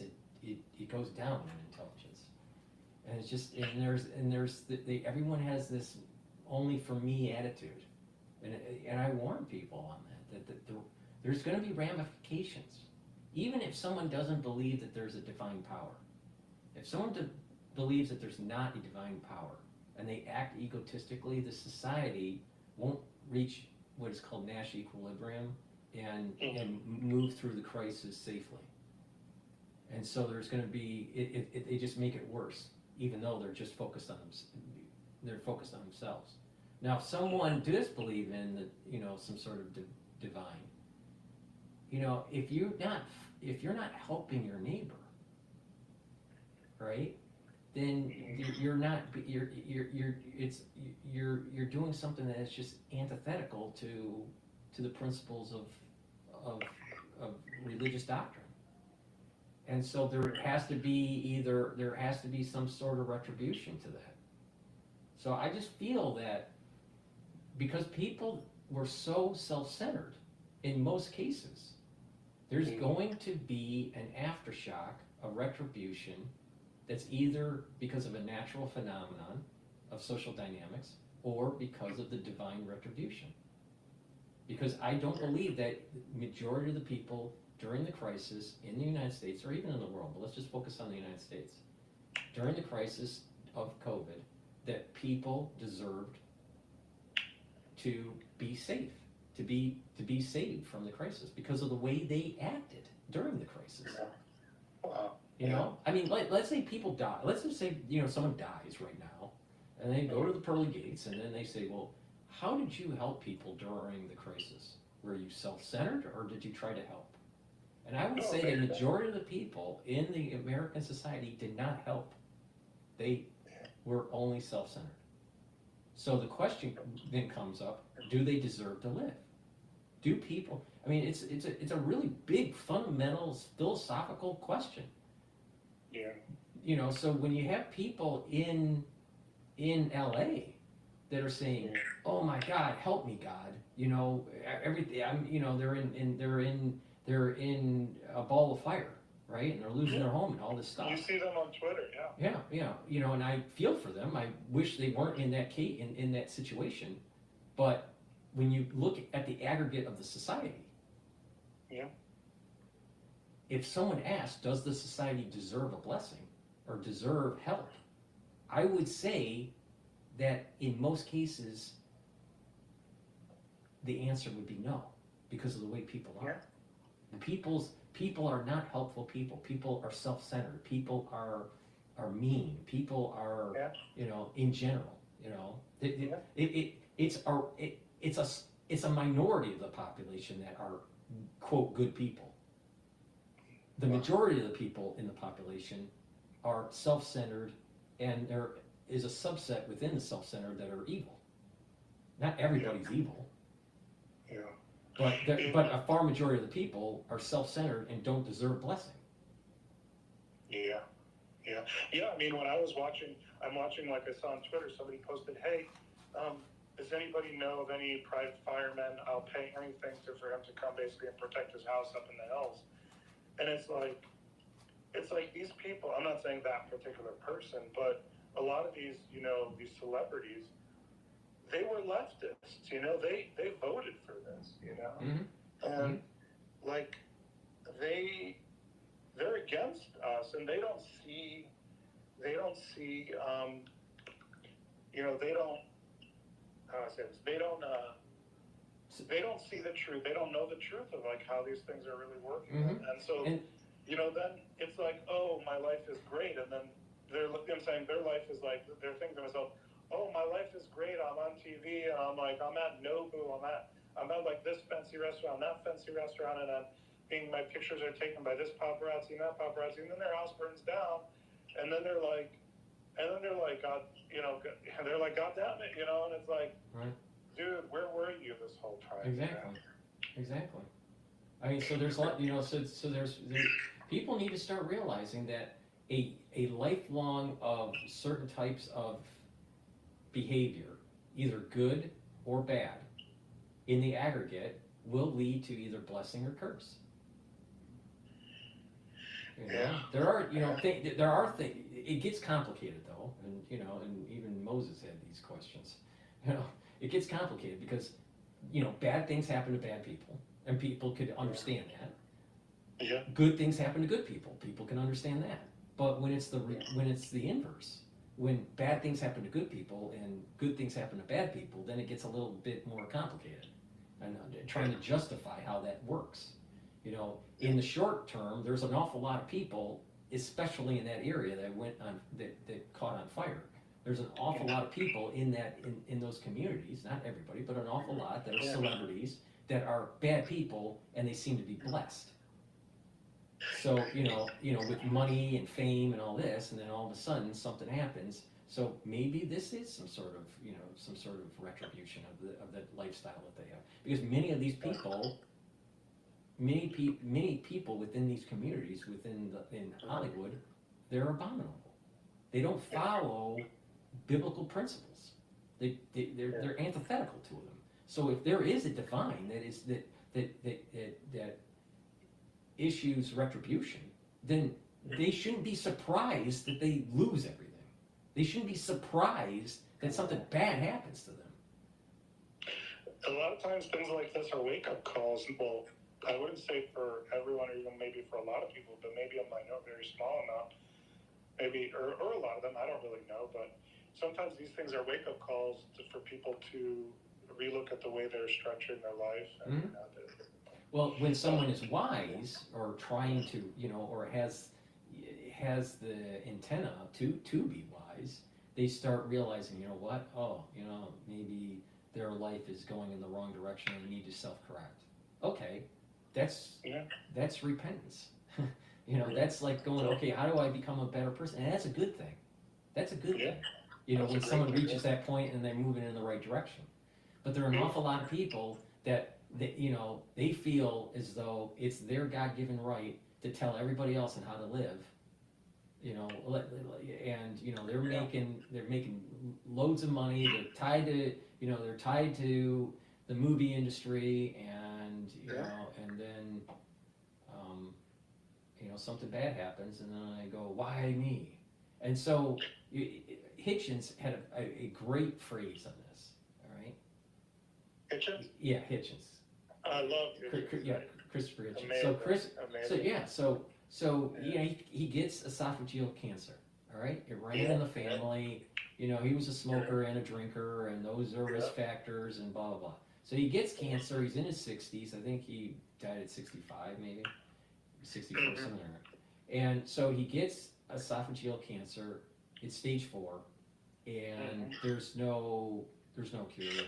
You know, and he's basically dying. All right, and he writes his last book. I think it's called I think it's called Mortality. I think it's the name of the book. I've read it, but he never really finishes the book. He dies before he finishes the book. But basically, he's like documenting his death. Yeah. So he basically has this phrase, and he said, you know, most people when they get cancer, they go, why me? And the reality is that why not you? Because everyone can get cancer. Why do you think you're so special that you don't get cancer? Yeah. You know, so many people look in when they're in that type of situation. Most people look in an egotistic framework. Did you see? So George Webb. So Peter Duke lives up in the Pacific Palisades. I think so. And he evacuated. He evacuated. Yeah, and George was up north, I guess, in Northern California, looking into that AI guy that apparently got killed, but the police say killed himself. That whistleblower. Mm-hmm. So George, I think, came down to Southern California to help. I'm laughing because I love George. You know how he'll fly anywhere. He flies wherever the action is. George is great. I don't know. I love his. Well, I mean, he's definitely, he's a gumshoe kind of journalist. Yeah. Gumshoe, yeah. What do you call? One last thing about the emergency preparedness. Mm-hmm. By the way, so all that training, so I have like a go bag, and I always am thinking about what can I do more to like prepare. And preparing is also knowledge. Preparing is, it's not just like, oh, do I have the right equipment? But as time goes along, I a lot of times I try to make the prep equipment like cross over with stuff I would use anyway. So it's not really, right. And then, but one of the things I got into was ham radio. Now, when you think of ham radio, you think of those old guys and they're, they've got their big machines in their room and they're calling across the country. And so this is nothing like that. So this is like more ham radio for emergencies. And what you do is you just get a handheld radio that looks like a police radio or fire radio. It looks the same. And basically, you don't even need the license. But the idea is it's more like a scanner, or you buy a scanner. But the thing is what I did was, and I haven't updated it where I am now, but in the one area I was, you have it set to all like the fire and police channels and everything. And so whenever something happens, you just turn it on and you could, the ham radio guys, those guys, in my experience where I was once when there was a fire, big fire, these guys knew more than the news. They knew more than anyone of like up to date what was going on. And they ended up just posting on their Twitter, so they would have the ham radio traffic going. And people would just comment and say, oh, I'm in this location, this is what I'm seeing. And so they have this great network of, on-the-ground people. But they were just taking all that traffic and also, besides it being on the radio, they would then post it on Twitter. So they had the absolutely most up-to-date. And so I think I just think ham radio is a great thing to have, or a scanner or something, with it set to your area's, channels, preset it, so that you can, listen in, and you'll know. That's how you get like the best info of what's going on. But the ham radio is battery operated? Yeah, like battery. I have, so like the radio that I have, it comes with like a rechargeable, battery. Mm-hmm. But you also, I bought this separately in case of emergencies. You could buy a battery that you put it also slides in, but it takes like AA or AAA batteries. So you could both recharge it, or you could use AA or AAA. I forgot, So it would work in both. So what's the battery life? How many hours or days? So if you're out, out of power, I mean, how long is how long is the ham radio going to work? I used to take the ham radio with me on hikes, because I go into like the back country where cell phones didn't work. And so I was like, hopefully if like something happens to me, I could still get somebody on the radio, I think these things really last a long time. But if you think about a radio, most of the time for an emergency, you're really using the radio not really to talk to people. And so I assume that like if you're talking back and forth, that would waste more battery. If you're and most of this radio stuff, you're not really talking. And also, if you're in an emergency, I don't know that you really need to leave it on the whole time, unless you're like. My guess is it would last quite a while. Like if I had a radio on and I left it on just, where I had it just, changing channels, you have it automatically like scrolling channels. my guess, but I could be wrong, is it would last like a day, a day of like an 8 hour, but I could be wrong on that. I think these things last a long time. I don't think it's, so I think you would need, extra batteries and all that, but, like my thought, so my thought was more like, I'll have it for like, maybe it could last me for 3 days. Like I'll have enough batteries and charge to last 3 days. And then beyond that, hopefully I can find something, Right. So, I mean, I have a lot of extra batteries and stuff, but like, I don't have a lot in my go bag. I have maybe just a couple extra, maybe 1 or 2 sets of batteries for that radio. And then, so the other interesting thing was, years ago I took a class, and that's another thing you can do is, they have these fusion centers, these intelligence fusion centers around the United States. There's like 70 of them. And a lot of times, what they do is they fuse the intelligence of like the federal government, state. It's more state, local. So like LA County will have like, LA actually has one that covers like 5 counties. So like all their sheriff departments, all the police departments, all the fire departments, all EMS, all emergency management, they'll all have like, I don't know if they'll all have, but they could all have representatives in these fusion centers where like they fuse in all the information and intelligence from all these different organizations in one place. Well, a lot of those fusion centers will put on free classes. And that's another thing, is like when you get involved and you volunteer for these organizations, like I mentioned, you get an IT card, you get an email address, then you could go and take these free classes. Well, one of the classes I took was on the threats to like power stations and like sabotage to power stations. And what happens is this, and I think we're going to see this a lot more, is those powers, you drive around and you see like these like transfer power stations where they have these like kind of like boxes and like these big metal machine like covered, but there's only like a fence around them or something. Well, somebody could go and like shoot those boxes and like break, ruin the power for a whole city, or something. It's crazy. And so the government knows that these are big dangers, and we've seen incidents, since I've taken the class, but I just think that's one of the things to watch out for. I bring it up to give the people an example of something like, hey, these are the kind of things you learn. You take a class and they teach you about like what's gone on in the past, teach you about like what the threats are. And so like, so that's one of the things we could see from like terrorists is like if they want to like take the power out of a big, they did an attack like this up in Northern California to Silicon Valley. They cut like the big cables, those big like undersea cable, those big cables that bring all the internet traffic or whatever. So they cut those cables at the same time that they cut the power on this one.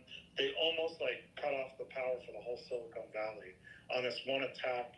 They're not sure who did the attack, but they know it was professional, like special forces type or something. So they think maybe it was foreign country or something. They're not sure, but maybe doing like a dry run, But anyway, so. Well,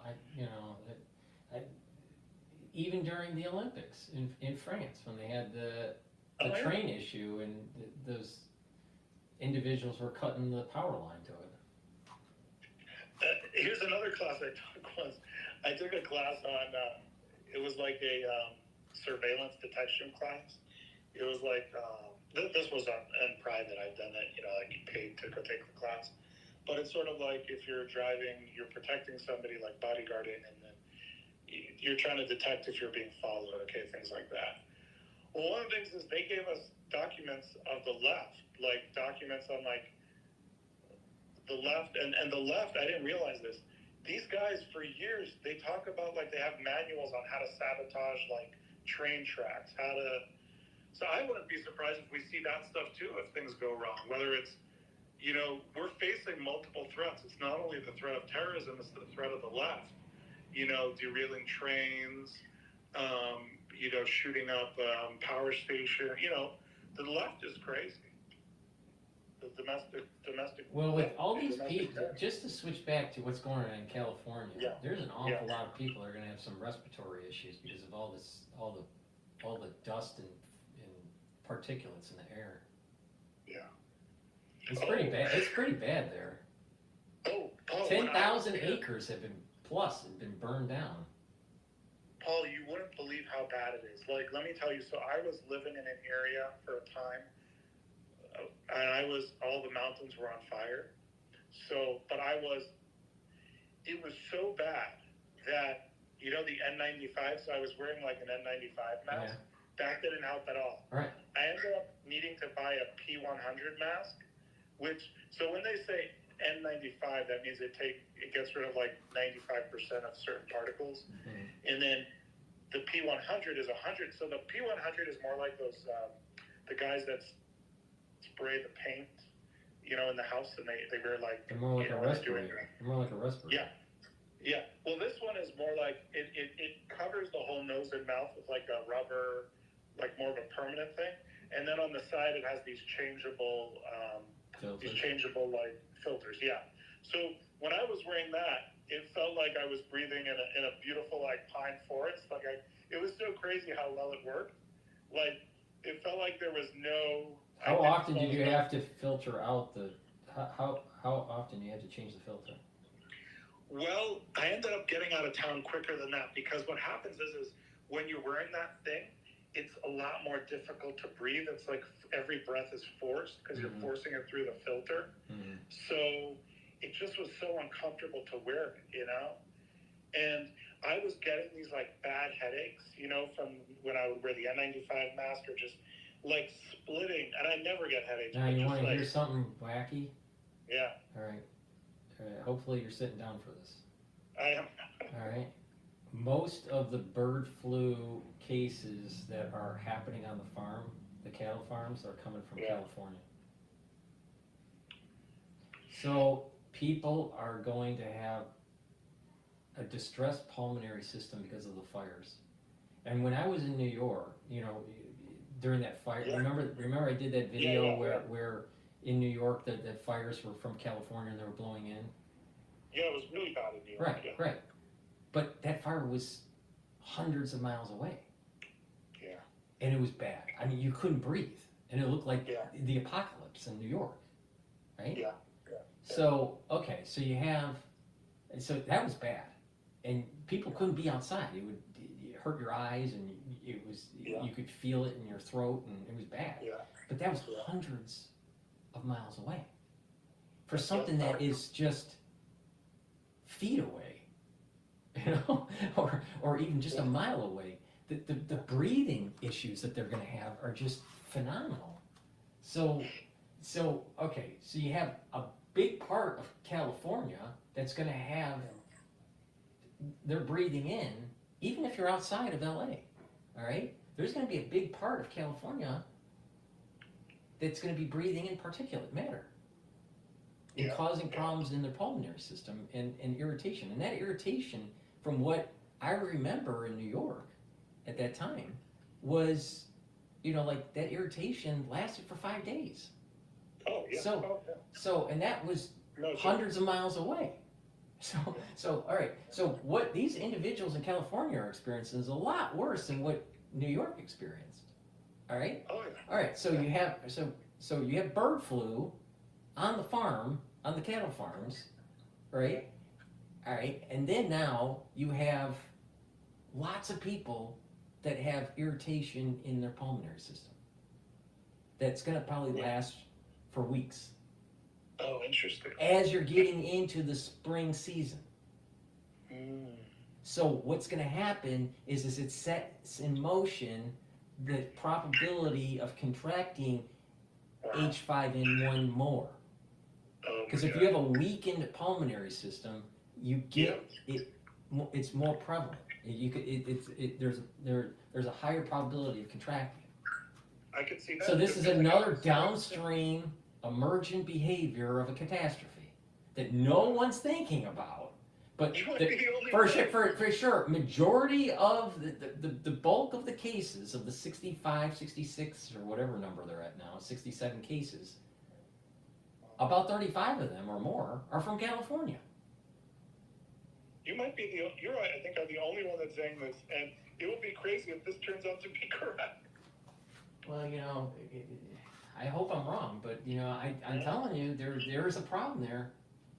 People get sick more often if they have pulmonary problems. That's a fact.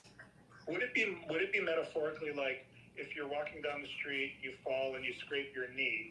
Now your knee is, and you scrape it, and so now it's more prone to like infection. Infection, right? That's like a Staph aureus infection. Yeah. Yeah. But Paul, it was so bad where I was that it was around like December, Christmas time. Well, the streets were empty because a lot of people just evacuated, you know, because it was so bad, breathing it was so bad. But it was like a winter Christmas because it was raining. I swear to you, Paul, this was what it was like when the wind was blowing in the direction that I was. It was so bad. It was a winter Christmas because it was raining ash. Mm-hmm. And this wasn't like right by the mountains. This was where the city was, like where the town was, the city town.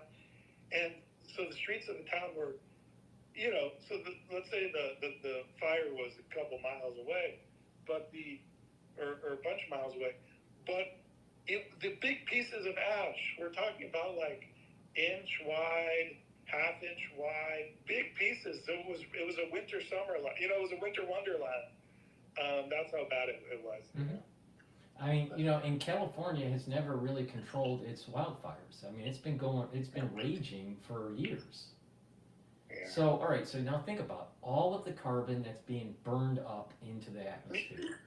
All of the EV savings for carbon emissions every year is being just pumped into the atmosphere because they have poor wild, you know, management, you know, forest management. You know, but they'll demonize people for having a gas stove. They'll demonize people that have a Ford pickup truck. Or those like ancient historic pizza ovens in New York. Right. They want to get rid of the coal-fired ovens because it's cold. Right. It's you know, it's just ultra liberal stupidity. If they really want to reduce the carbon emissions for California, just have better forest management. That's all you got to do. You don't have to change vehicles. You don't have to, you know, have all these emission laws. Just have better forest management. That's it. Because that's where the bulk of the emissions are coming from California. It's not cars. It's the burning of forests. Stupid. It's just the land of the stupid. Yeah, I'm just looking at the tweets since we've been talking to see if there's any updates. Oh, here's an interesting one. More than 80 fire hydrants were stolen across LA counties, according to deputies. Why would they steal the fire hydrant? Probably it's for like, you know, to sell it for the scrap metal. Are you serious? But this is from like June. That is so Detroit. That's something you would do in Detroit back in the 80s. Paul, I spent a lot of time in Los Angeles, but I went there like, you know, like around COVID time. And I mean, the city, yeah, there's a lot more rich people and a lot more people have moved in. There's a lot more traffic, but it's just fucked, man. They have it's turning, like you said, it's kind of like become Detroit. It's just like, you know, the nice areas, you know, they're just like holding people up with guns. Like, people don't know, it was so bad, like with Antifa, like when they went around and they were burning like stores and breaking into stores, smashing, the main streets, this didn't make it to the news, but I saw it because I went there and I had seen some of it on Twitter, but it was way worse. They literally smashed like every window along major boulevard, like every single store window, like, and spray painted everything, and the stores just want to reopen and turn on their, you know, go back to business, so they fix it really quick. So you have to be there really quick to see how bad it was, you know. And so LA has turned into, it's just crazy. You know? Well, I mean, you have that happening in New York. What's happening is that store owners are just fed up with the crime, and they're just packing up and leaving. Or, you know, they just close down the store. a lot of these students, they're going away from these, woke colleges, and they're going to southern colleges, where it's just more normal. People are just more normal. Yeah, hopefully there's I do think that there's a swing to conservatism. We talked about that before, but, hopefully the country moves in the right direction, but it's pretty bad. What's happening in California right now is pretty bad. Yeah. All right, Paul. Well, I guess we'll catch up again when the stuff goes crazy, but we never know. Well, that's tomorrow. All right, Paul. Stay tuned on January 9th, another episode of a Crazy Train. Yeah, Paul, we have to count our days. So far, it's been January 1st. Then it's been somebody has to keep track of this. Yeah, Then January 6th. January 6th was just, it was a great day. January 7th. I mean, we gotta just. Who knows what's coming? Right. And my understanding is this fire is still burning. So I mean, in the winds, so that they don't have this thing in control. So this could get worse. Was zero containment. Yeah, so this thing could get worse. I mean, literally, all of Hollywood could be burned down. Well, that's what I was worried about. I had some relatives that lived like in one area. They lived right up along a mountainside, and there was a big fire in the mountain. And they told the people below. In other words, just in like suburban type blocks on the floor of the floor, they said get out because we don't know because once it comes down, it might go all the way to the water. Meaning, and it was miles to the water, but it's like just a jump from house to house. When California says the Valley, what do they mean? Is that San Francisco or is that LA? No. So what it is like, there's like, this is the way I understand it. There's like the Hollywood Hills. Yeah. So on one side of the Hollywood Hills is like Hollywood and Beverly Hills and like down, downtown, whatever. On the other side of the Hollywood Hills is the Valley. So is that the east side or the west side? North. Okay, north. All right. So the Valley is away from this. From the fire. There's another fire in the Valley, I believe, Pasadena. What happens is these crazy people, another thing I worry about is these like leftist domestic terrorists, is I wouldn't be surprised a lot of times when we see fires, they could be started by these leftist domestic terrorists because they're like, the same way they break windows, why wouldn't they try to start a fire? Yeah, but it doesn't make sense. The leftists they're trying to fight climate change. So they literally burn down the town to fight climate change. Yeah.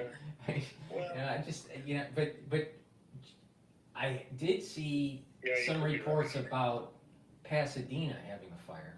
Yeah. I don't know if Pasadena technically is the Valley. I think it might be. And so, or it's definitely in that, like towards, like it might be the Valley, so it might be like, Hollywood, the Valley, Pasadena, but Pasadena might be in the Valley. And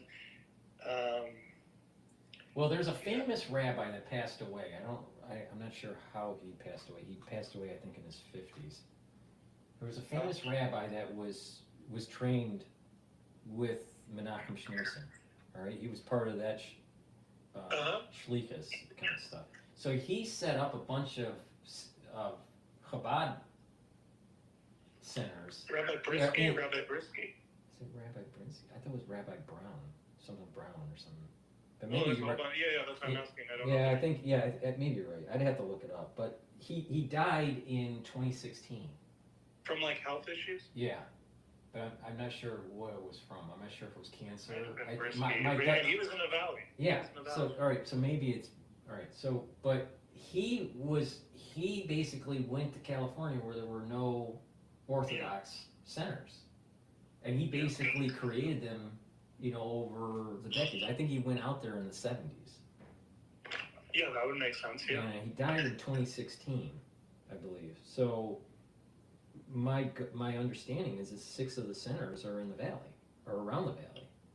Well, check this out. There's Cunin. There's a guy named Cunin. 1 second. There's a guy named Cunin who's in charge of Chabad for, shut this up.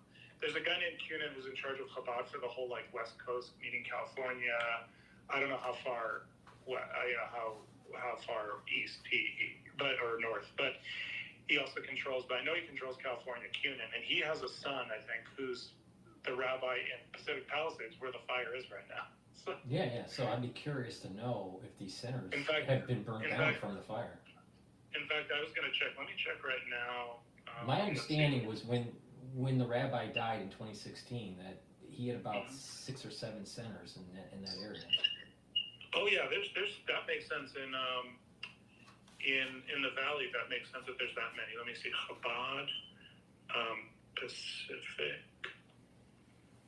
Palisades. Let's see if they have anything on Twitter. It just says Chabad, they successfully evacuated their Torah scrolls. Oh, there's a picture of them.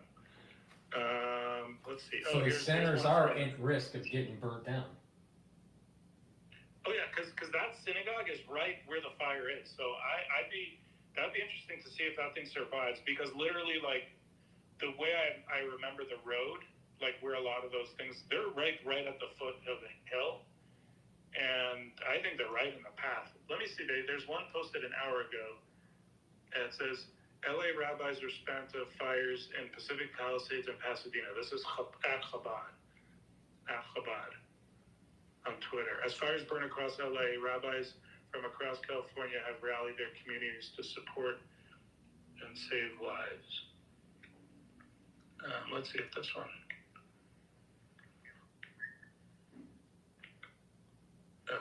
I'd play it, but you can't really hear it. This just feels biblical, you know. It's in the mountains, you know, and there's in the valleys, and you know, there's lots of fire, and there is this combination between religious people versus non-religious people. It just feels very, very biblical. Extremely. Let's see, Chabad. See if this does it. Oh, let's look at Pasadena. Pasadena. Pasadena. There it is. Okay. Let's see. The main sanctuary of Pasadena Jewish Temple and Center. Okay, that's not Chabad. Burning on live TV. You know, a lot of times these rabbis, you know, like Chabad, not these rabbis, but Chabad rabbis, a lot of times they have a lot of people to help them, and they're well connected with the government. So a lot of times, I wouldn't be surprised, like, if the Chabad of these different Chabad centers generally get saved, you know, because, you know, they'll have people maybe standing outside, you know. Let me tell you, I was involved with this one house. It was a gigantic mansion. Okay, actually, this guy worked for he made a lot of famous movies. He was a movie producer, I guess is what it's called.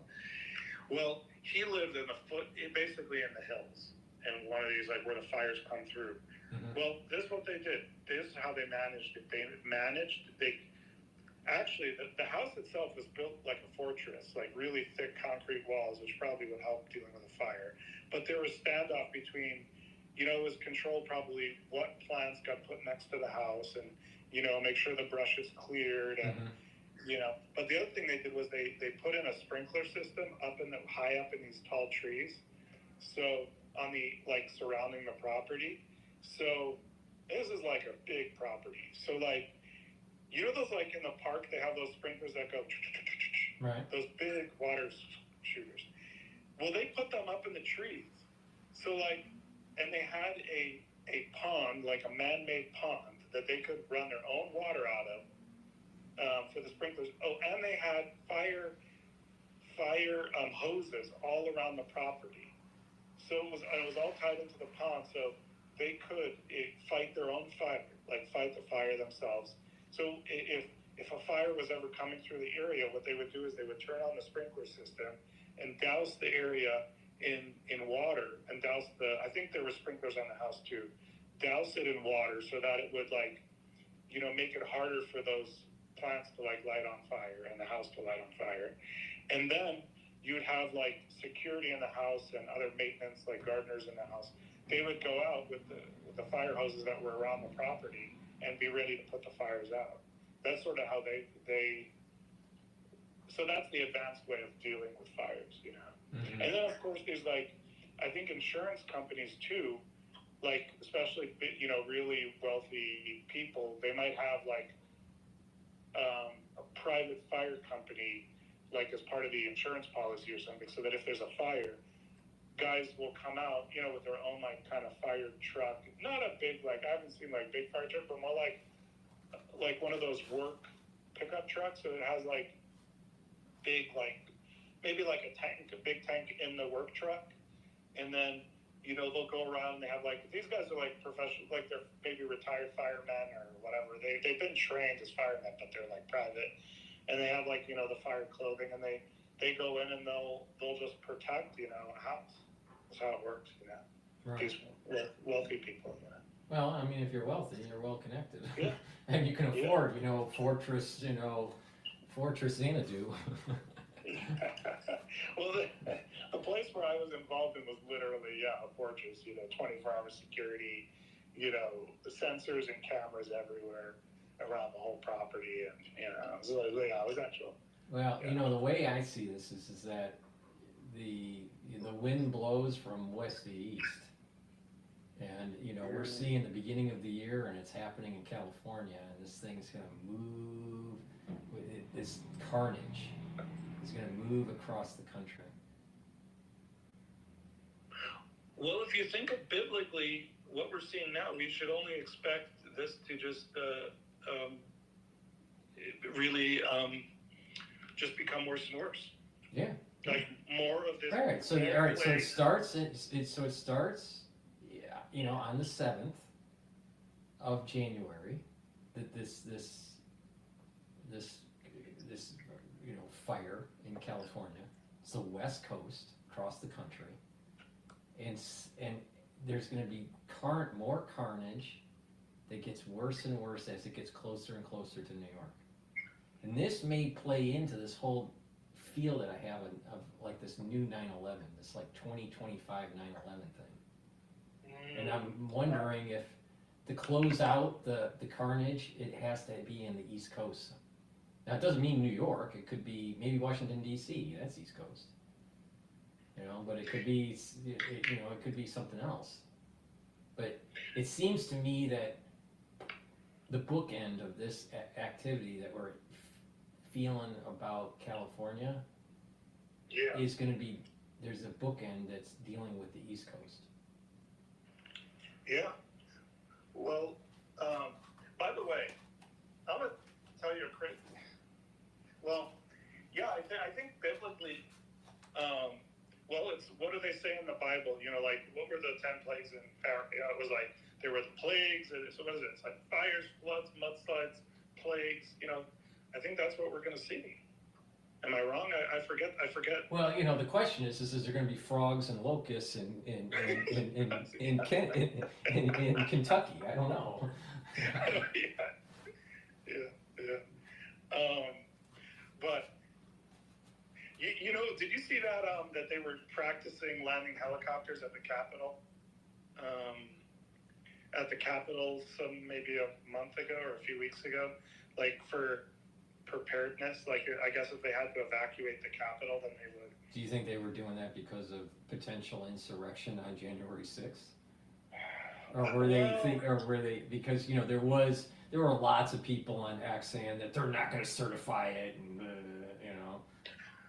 Well, I think the thing is, it's hard to tell. Is it related to like either something planned or it's just some warnings that they have? I think they're getting prepared for a potential an emergency event in DC, and this plays into the field that I have of there's another 9/11 coming. It's coming. I feel it. I can't tell you what date, but I can feel it's happening. Well, wasn't Flight 93 supposed to fly into the Capitol? It was either the Capitol or the White House. They weren't sure. And I think Sarah Adams, that CIA targeter, she says that, who's been warning about the 2025 big Al-Qaeda attack in the United States, I think she said that she thinks there might be an attack on the Capitol. But if you think about it, if you really wanted to hurt America, like stab it in the heart, you would hit the Capitol and kill a lot of congressmen. Yeah, but then you ask the question, is that a good thing or a bad thing? You know, I mean, there's a lot of congressmen that are on the take. They're hurting the country. They're not helping the country. So Al-Qaeda might actually help America by doing that. Well, here's, I think, what would happen, unfortunately, is we would go into some sort of martial law. What I mean by that is, you know, the government, they have these sites around the nation where, like, these deep underground bunkers where, like, where they could run the country from. Like, during 9/11, I think Cheney, one of these bunkers is outside D.C., like 45-minute drive outside D.C., called Mount Weather. And I've been by there. I drove by and I slowed down at the gate, like, you know, just, you know, where you would pull in to drive down the gate. And the guy right away steps out with the binoculars and, you know, was looking, this was many years ago, but I was like, oh, I better get out of here. I don't want to be on there. The rumor is that some of these large Gilded Age type hotels that are around the country underground are these continuity of government facilities. Well, there was one in, what was it, West Virginia, but it was somehow exposed. But that's where they were going to take the congressmen if they needed to, like, you know. If they go into continuity of government for a decent amount of time and they're going underground, because we had continuity of government relatively activated, but it was a very short amount of time during 9/11. Yeah. Right? But, you know, but then everything, you know, died down and then Bush went back to the White House. But there was kind of like this quasi-continuity of government activation that was taking place during 9/11. But let's just say that it lasts for weeks and they're underground. That adds to the probability that there's a nuclear detonation. That adds to the probability that there's a change of our constitutional freedoms. That there's this a switch to a different type of government. So hopefully that doesn't happen. I don't see how they would be able to switch to this continuity of government unless they take out Trump. They would have to, whatever the event would be, they would have to take out Trump to allow it to happen. Well, I don't know that it would be like a long-term thing, but at least, you know, it was, because what was it in the Congress? They were saying they wanted to put in a new law that said if they needed to temporarily replace Congress people, they could without doing an election. Like they could just have somebody written down who the Congress people would like appoint somebody ahead of time in case that there is an emergency. Yeah, but you know, this is, you know, and then the question is, will the military follow? And let's say these people that take over do things that are against what the will of the people want. Will the military align with the people, or will the military align with the new government? Yeah, and let me just say one thing about, you know, if terrorists hit the Capitol, it would be, let me just put this on. If terrorists hit the Capitol, it would be a very sad day. And I mean, I mean, America has a lot of problems. I hope. Well, the institution being attacked, I think, is a sad day. Right. You know, and that we don't want this to happen. Right. Because the downstream effects could be worse than what we have now. But the problem is the reality is that we have many representatives in government that are not paying attention to the will of the people. They're paying attention to the lobbyists, and they're paying attention to the well-heeled and the well-financed. And there's a problem. And on top of it, for to add injury, they're on the take. They're making money on these policies. They're hurting. They're hurting people. They're hurting their constituents, and they're making money on top of it. And so, and not all congressmen are like this, or congresswomen, but many are. I mean, Nancy Pelosi became a multimillionaire because of her connections and her insider information. Yeah. I don't know, So if the terrorists took out Nancy Pelosi, am I gonna, feel bad? Probably not. Probably not. I probably would not feel bad. I mean, they just published like the best stock performing Congress people this year. they published it. It was pretty interesting. I think the highest was around 150% stock performance. Yeah. But I will say, I mean, my feeling is I want to try to help fix things in the country. If things don't go well, I'm leaving. Then the country. I don't know that I'd physically leave. Maybe I would, but in other words, I'd give up. You know what I mean? In other words, I think continuity of government, a change in government, where they went into this continuity of government phase, I think would be the death knell to the Constitution. I don't think it's saving the Constitution. I think you have too many people that are self-centered, that are in power, that would be protected under the continuity of government, where it will lead to tyranny. Yeah, I just, my thing is at least like mentally, I try to experiment in my mind, and I say, because we're brought up, like if somebody was brought up super religious, like kind of brainwashed, then, the best way, well, let me rephrase it this way. I guess what I'm saying is the government, America is sliding down, and if it doesn't work out, fuck it, I don't give a fuck. Like, fuck it. Well, I mean, if America doesn't work out, you might as well flush the whole world down the toilet, because we are the last bastion of freedom. Yeah, I'm saying like, fuck it. I'm not doing anything to stop. I'm not trying to fight some kind of heroic battle. You know what I don't know. I'm just like, I'm leaving, either metaphorically or physically, or at least metaphorically, like, you just survive and you just ignore, I'm not. I think our government, though, in the United States is blessed, and there's a certain robustness to it. It can take a lot. There's a anti-fragility to it. So, I'm positive in the most part, but we have some really bad apples in government that do nefarious things, and we need to hold them accountable. Unfortunately, people are too busy worried about being able to pay the groceries, and they can't really focus on how their representative is taking them to the cleaners.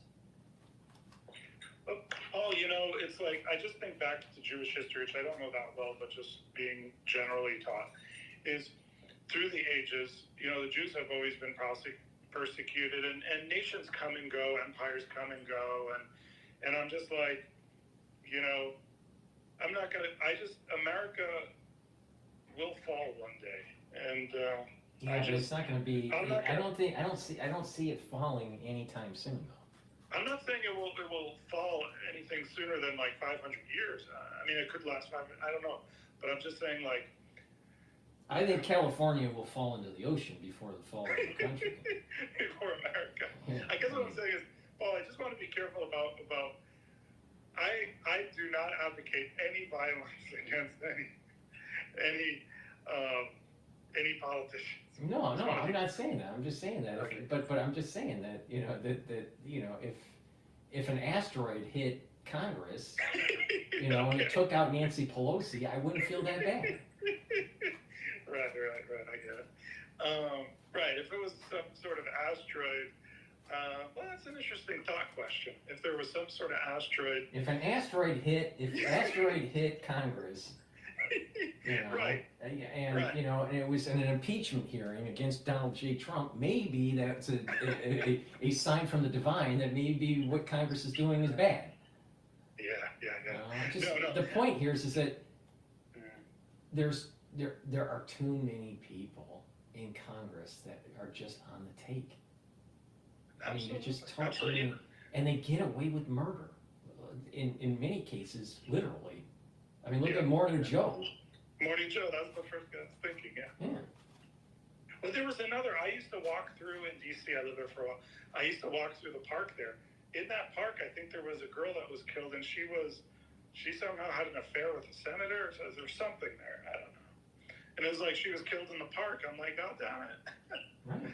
Well, I mean, but if you're a senator, you don't get prosecuted. If you're part of the House, if you're part of the House and Ways Committee, I guess you don't get, prosecuted for things. I don't know. And I guess my thing is I'm walking the road to see.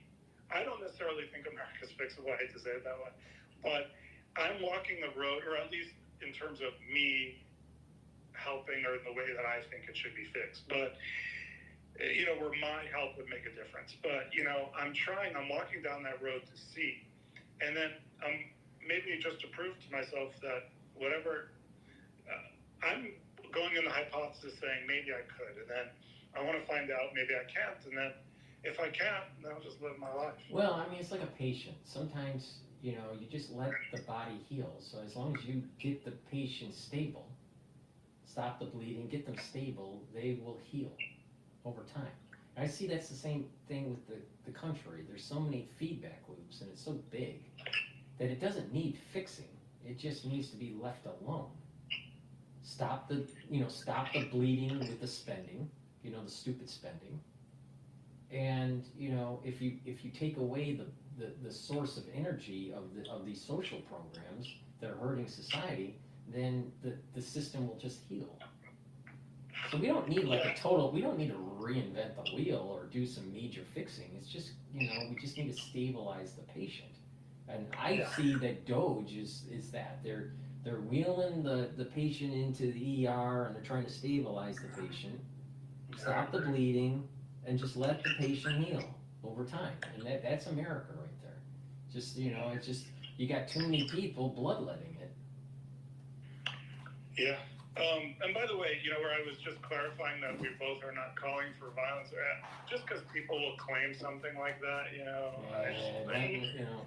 And actually, you didn't even say it that way, but just in case there was any gray, I just wanted to clarify. So. I'm just waiting for the asteroid to hit Congress. Okay.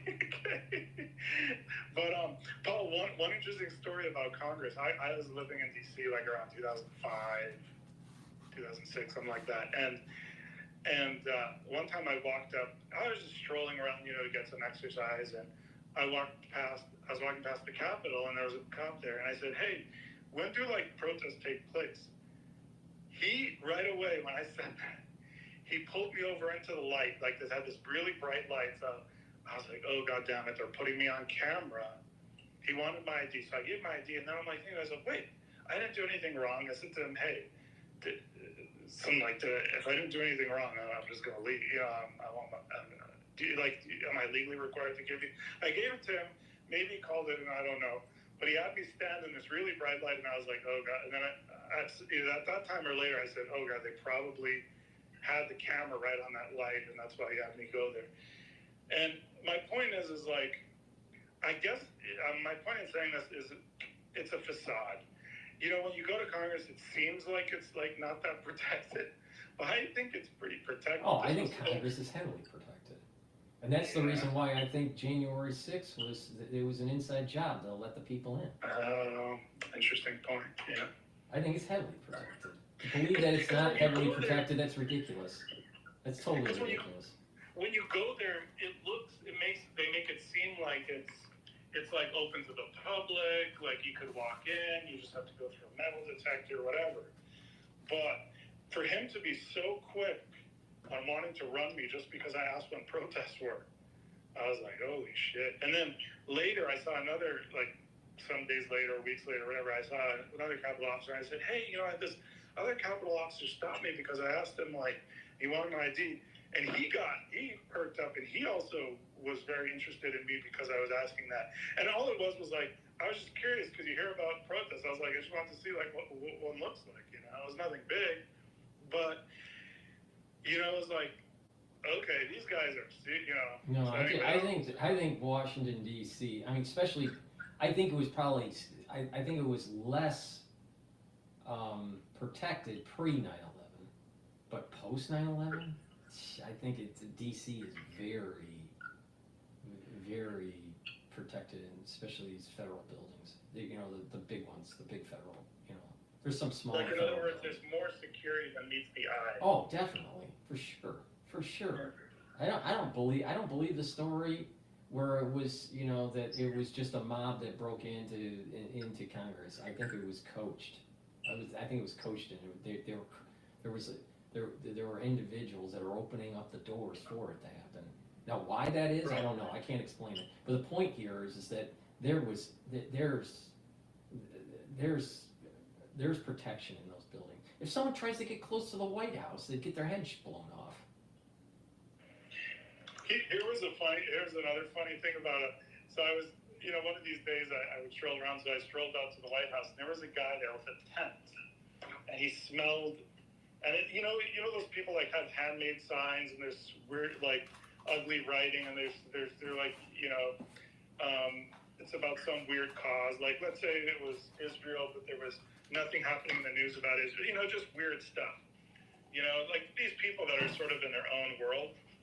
The guy, I don't know, I was just curious to talk to him or whatever, and he smelled like heavily like alcohol, like really reeked of alcohol, and he had like really like long, messy here, oily here, and I started talking with him. I was like, maybe asking about his cause. He wanted to walk with me to this bench and talk to me. And all of a sudden he seemed to like sober up. And I was like, oh shit, I think this guy's like an undercover. So, but it's smart what they do is they have a guy out. I'm not saying this for sure, but it seemed like. Oh, I definitely think that they have undercover people, and I think that they have other people that coach. I think they kind of they corral people into doing things. Yeah. They want things to happen. They want things to happen, especially if it's like something high, high visibility, like a certification of an election, for example, or whatever. Yeah.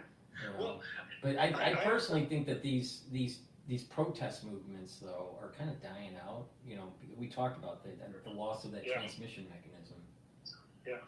With the BLM, they're just not, for whatever reason, they're just not activating when they thought they would activate. So, that's kind of dying out. But I do think that we're moving towards the potentiality of some sort of terrorist act. I think another 9/11 is coming. I feel that it potentially could be in 2025. But the problem is that there are people asleep at the wheel, but then there's also other people that maybe is creating a false flag or are doing the stand down to let this happen. So but the end result is people will just lose their constitutional freedoms. That's what's going to happen. The end result is going to be people will die, and we're gonna have more powers given to the national security state. That's the end result. That's the end result. And then we're going to have a war, and we'll spend trillions of dollars, and all of a sudden, people that want to retire in 10 years can't because it costs a fortune to buy eggs and milk. Crazy. At a previous conversation, I had mentioned this that the guy who I knew who had gone through the spy training for the government spy training at the farm. I think he said that where he worked, I think he might have had a sign on the wall or something that said, "We have our jobs because of Bin Laden," and this was before 9/11. Crazy. Right. Now taking that a step further, once you knock out, and this might be another reason why they waited so long to knock out Bin Laden. But the thing is that once you knock out Bin Laden, why didn't we go to a pre-9/11 day? Because didn't we kill the terrorists? Didn't we knock out the cells? No, because what happens is once you give power to the national security state, they don't want to relinquish any of it. Yeah. And this is the weird thing about after World War II. Because of the whole Manhattan Project and the Cold War and nuclear weapons and all this, we never really did a stand. There was never really a true stand down after the war. We were always in a war footing. Yeah. And it just balloons out. It balloons out with the amount of money that is issued out of Congress to the national security state. So this is the thing, is that there needs to be some mechanism that says no to no more of this out of Congress. But the people in Congress don't care. The people in Congress do not care about the average citizen. They do not care at all. At all. But they'll say they do. They have a good face. They look like they care. They kiss the baby. They talk to people during the election cycle, at the diner, and everyone, shakes the hands and all this, and they go and get their votes. But then once they get sworn in, they don't care. They're talking to K Street, and they're figuring out how they're gonna grow their portfolio. Well, in one community I was involved in,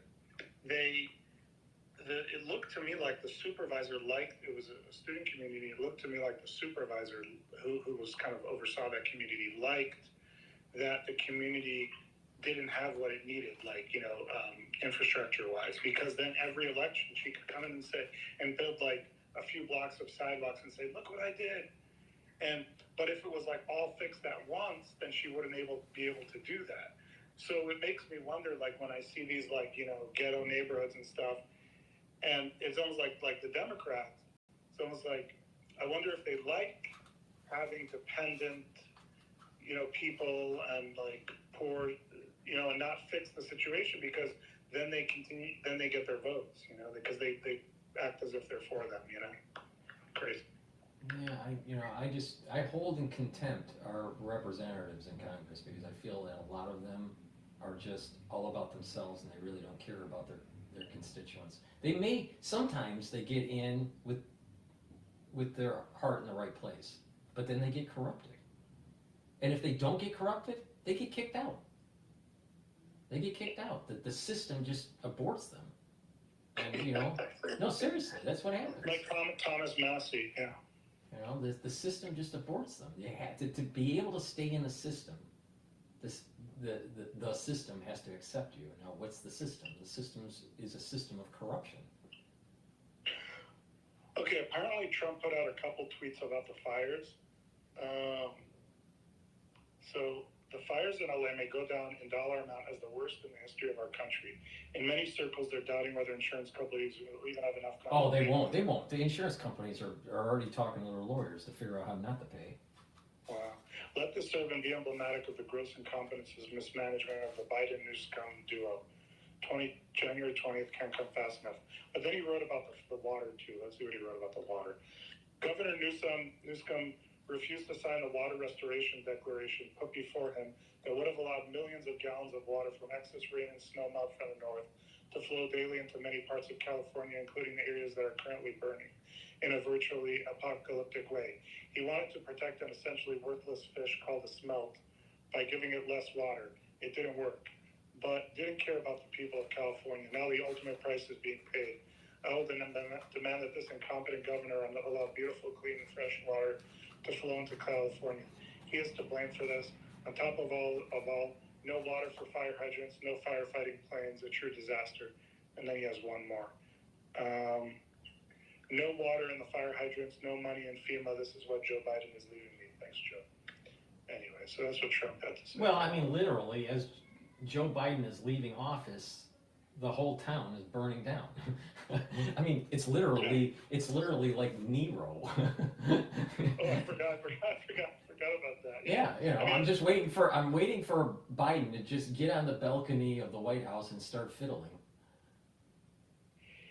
Yeah, so crazy. I had thought about going to go help the state of California with their doing research to help with the high-speed rail. I could have gone and worked up in the state capitol for a senator. Anyway, and but I didn't really have time to look into it. But apparently they put in billions of dollars and they have no track. They have like a very small amount of track. Right? It's crazy. No, I mean it's bad management. But, and it's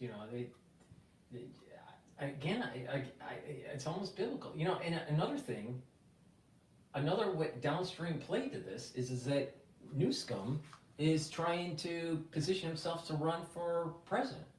Well, if he this isn't going to look too good for a presidential run. I think it's going to be very bad. Yeah, so this could be almost a biblical way or a divine way of knocking New Scum out. Yeah, I mean, I saw somebody That maybe No, certainly, Vance, JD Vance, is being protected somehow. Well, let me see here. Oh, is it? Yeah, Cernovich. He tweeted about this. Let me see what he wrote about this. Let's see. Okay. Okay. Oh, by the way, the fire chief in LA, she's an LGBT, the first woman. Are you serious? Are you serious? You can't make this shit up, man. I can't make it. Check it out. Google it. I promise you. She's all proud of it. I swear to you. And she said, we need to just make it more and more diverse, and just it never ends. And you know, it more and more diverse. It's DEI. Now all of a sudden, you know, there's a common thread between this and the New Orleans attack, and that is DEI running certain departments. Yeah. You know, with the grandma police chief. Let's see. So Cernovich said, Florida had hurricanes, DeSantis was prepared, power restored. Texas had snowstorms and power outages, added delivered. California doesn't even have water in the fire hydrants. DEI spells DIE. Yeah. Yeah. No, seriously. I mean, this is just another nail in the coffin for DEI. Yeah. This is what I'm saying. This is retribution for a societal behavior that is antithetical to biblical teachings. Well, you remember that lady police chief in New Orleans? Yeah, the grandma, right? Tell me something. Do you think she could ever arrest somebody? Well, maybe if they're 90 and they, you know. No, I mean, I just imagine her running. Well, yeah, I mean, the police chief doesn't have to, you know, do the. I mean, you had the younger crowd, you know, doing the beat, right? So, but you know, could she be? If she was competent, I wouldn't be so, you know, negative towards grandma. You know, police chief, but you know, she showed incompetence, not knowing what was available for the city to make sure the citizens were safe during New Year's Eve, New Year's Day. I mean, that's a big event in the United States. On top of, they were going to have the Sugar Bowl there? Yeah. Right. So, you know, so that's a big event. So that needs security. So how could they be so incompetent on two major events so close together where they didn't have barriers in the street to prevent cars from speeding down the alley and running over people? And then the police chief said that she didn't know that they had barriers. Right. So how could that even be? I mean, the first meeting, I mean, you've been in these kinds of meetings. The first meeting should say, what's available for us to, you know, to make the community safe? Well, we have these number of officers, we have these kinds of vehicles, we have these barriers, all right. You know, where should we put the barriers? Okay, here and here, yeah. You know, but it didn't seem like that conversation even took place because she probably was sitting in the chair sleeping. Well, yeah, and here's Elon Musk tweet. Obama made sure that Rick Caruso, who was extremely competent, lost to an utterly incompetent mayor, Karen. That's her real name. Rick Caruso is the guy I mentioned to you before, who I hope he wins, becomes mayor or governor in LA. Let's see. Well, maybe, you know, when we were talking about the next 9/11, maybe the next 9/11 will be Congress. Maybe that's what it is. Yeah, maybe. Like just a massive... Because think about it, that would really push for the continuity of government. Or further emergency provisions to erode constitutional freedoms and gun control. Because they hit the financial capital in New York. I mean, I think the one place they didn't really hit, they hit the Pentagon, you know, 9/11, but they didn't hit Congress, yeah. Congress and the White House. Yeah. I'll tell you, it might be. That might be Yeah. the 9/11. That might be the 9/11 event. Because think about it, Yeah. if that did happen, that would really shake the system. It would be horrible, yeah, very bad. Here, okay. Because I've been thinking, like, what would it be? You know, is it the Tet Offensive? Is it going to be like a multiple small hits? You know, 100 of them around the country in a very short amount of time, which makes sense, and it would be hard to fight. And the probability of that is probably higher for it to happen. But in terms of like shock to the system, probably knocking out Congress would be more shock to the system than a Tet Offensive. And honestly, like, I've been to Congress before at post 9/11. The guys aren't walking around with rifles that I remember. It's guys with handguns. Yeah, but you got snipers that are up in the. But I mean, if you have like dome, you got snipers roaming around in that area and on different buildings. Right. Yeah, I mean, you got the regular officers and the regular personnel on the ground, and then you have. But the thing is I'm sure I'd be shocked if they don't have teams of snipers on these different buildings. I don't know, like 24/7. I'd be shocked on that. They'd have to. They would. I mean, if they're not, then it would be almost a gross incompetence.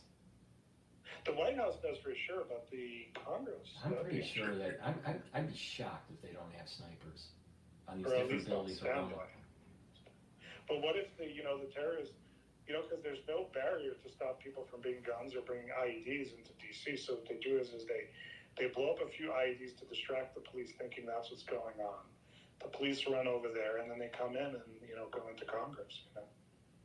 Very bad. I mean, that's possible. I mean, but they kind of like practice that kind of move in New York, where they you blow up something in, let's say, Upper East Side, but the real attack is, let's say, in I don't know, Wall Street. Yeah. So they kind of run. I would be shocked if they don't run that kind of play exercise, that simulation in DC. But that's where the snipers would make sense. But I don't know. I mean, some jihadist isn't going to walk up the stairs with some sort of explosive device. It's not probably going to happen that way. It's probably going to happen in kind of like a plane. I could see a plane, kind of thing. How fast could jets come in and knock down a small plane? But even a small plane, if it hit Congress, it probably just, I don't know. I mean, it would go up in flames, right? There would be damage to the facade. But I don't think that a small private plane would do much damage. I mean, when they crash, they do some damage, but they don't do a lot of damage. Not like a commercial airliner. And the Congress buildings really are massive. Even if you hit one part of it, it wouldn't really affect. It would have to be a very high, a very, very high energetic device. I mean, it would be something. But another thing, if they did a dirty bomb, just the sheer, little bit of radioactive material getting blown up in a normal bomb, that would create a big stir too. Oh yeah. But all these contingencies, they must have, gone through and tried to protect her. Right? They don't have detectors. They don't have nuclear detectors in DC. I mean, they must. Oh, I think they do. Yeah. So I mean, so getting a dirty bomb in, or some sort of a, even low yield would be hard. My understanding in New York is that they have these detectors at the tunnel and on the bridges. Yeah. So getting it into Manhattan is almost impossible. I think I remember seeing with it, maybe it was in DC, where they even had in like subways like these blower things that tested the air for biological stuff too. Yeah, they have these. Maybe it was devices. in New York.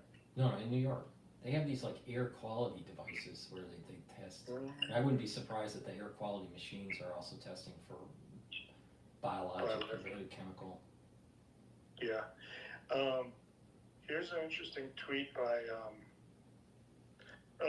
This is an interesting one. Cernovich, California is burning, but hey, at least it's possible to get an elective abortion at 9 months. Yeah. He did another good one. Let me see. But he's being a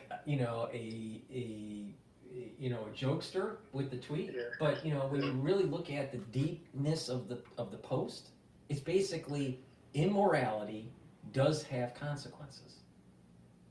Right. Late term abortions are just wrong. It's just wrong. Yeah, I mean that's killing a baby. Yeah, but it, like you said, it lines up exactly with what you're saying. Is that you can't do these things without consequence. Like in other words, there's it's like a karma thing. Yeah, absolutely. But they spend more.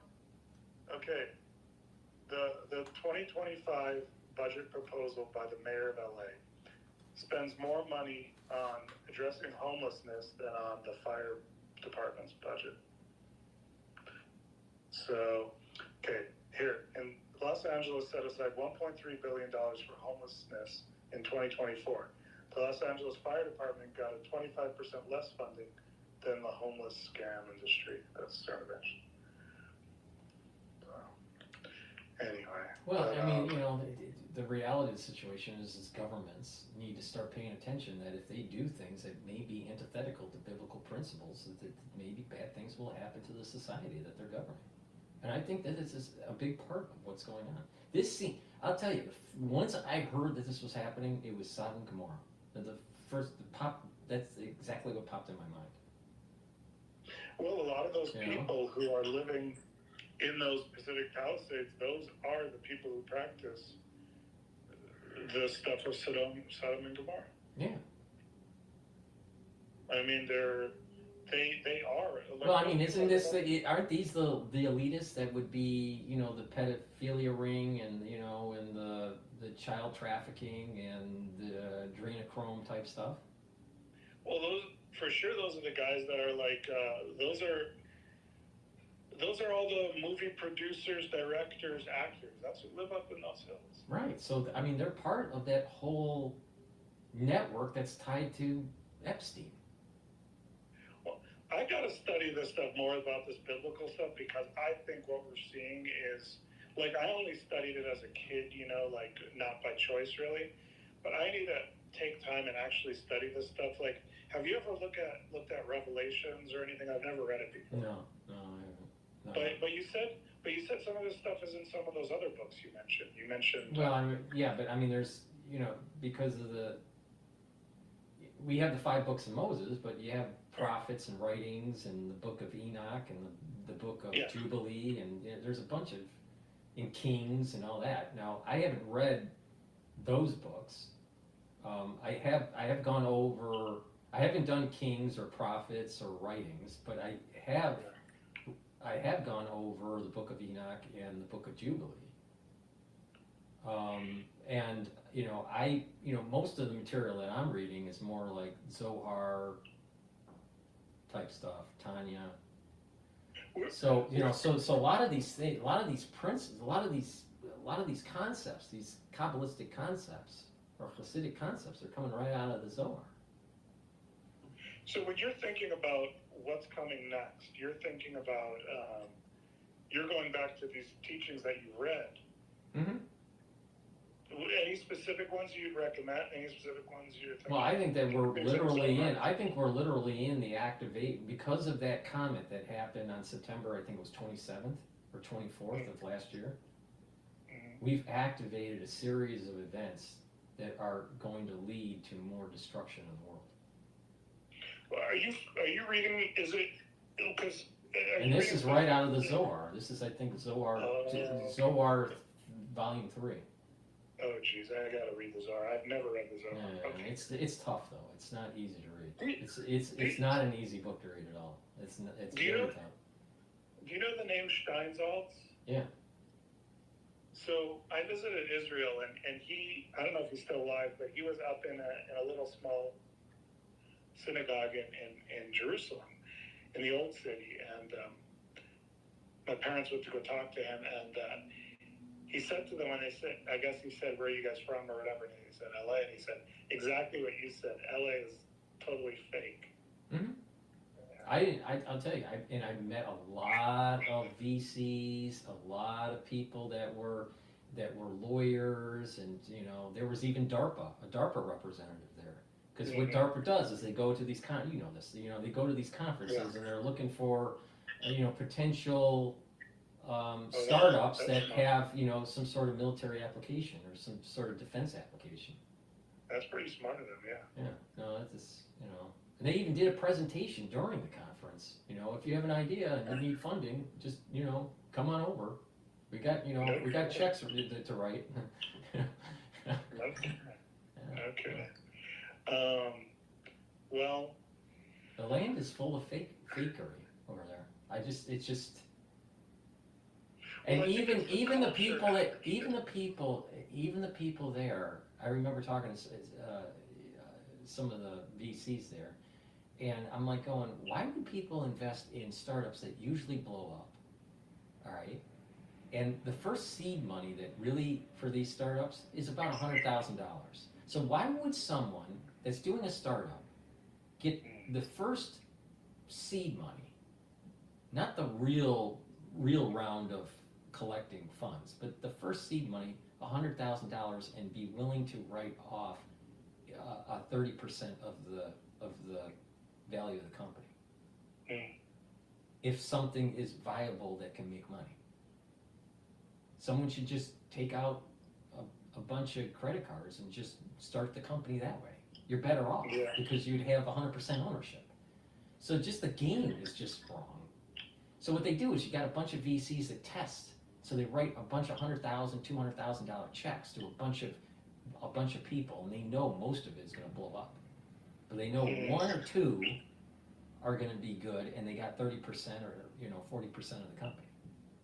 And then what they do is through their Rolodex start finding more people to fund, and then now the value of the company is now in the millions with a viable product. But when you're in alpha phase or you're in the build out phase of a company or a product, these VCs are like sharks. And then if you have a viable product already and you start saying, well, it's already, you don't need that first seed money of $100,000.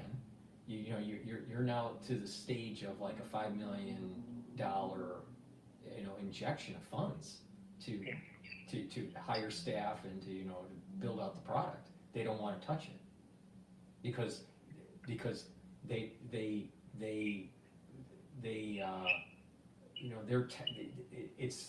don't want these types of people. The way they work is they want that percentage of the company at such a low risk to them. Yeah. But you start asking for the 5 or 10 million mark because you were self-funded earlier in the development of the company. They balk. They're just fake. So when you're coming from New York, then you're like going, well, if you're going to invest 5 million in a company that could go belly up, why not just invest 5 million in an ETF that you can buy and sell all day long and make tons of money? So this is the difference between New York finance and California finance. California finance is a lot of bullshit. New York finance is that you just already just plug into the market and make money. Why do you need a freaking startup? Do you also find that just in talking to people from LA and that sort of thing that they act fake too? Yeah, absolutely. So you go back to the VC funds. So what do? It's not their money. it's typically not their money. It's a bunch of people they know that pool the money together, and they charge a fee to manage the money to invest into small companies, to have a bunch of percentage, a lot of percentage of these small companies. So when someone that comes in and says, hey, give me $5 million that's already, build out product, and we're ready to sell, they don't want to do it because it takes a decent percentage of their fund away. And that if it goes belly up, then it's going to hurt their connections that are feeding the fund. So it's all bullshit. It's just the way they work is just not the way people in New York work. New York is hustle. New York is there is a hustle, but there is a certain code of conduct that that there is, like, because it's pragmatic. Cost of living is so high, and it has to work, and it's about okay, I had this deal with this person, it worked out, I'm going to work with them again. It's very kind of also tied to the way real estate works in a way.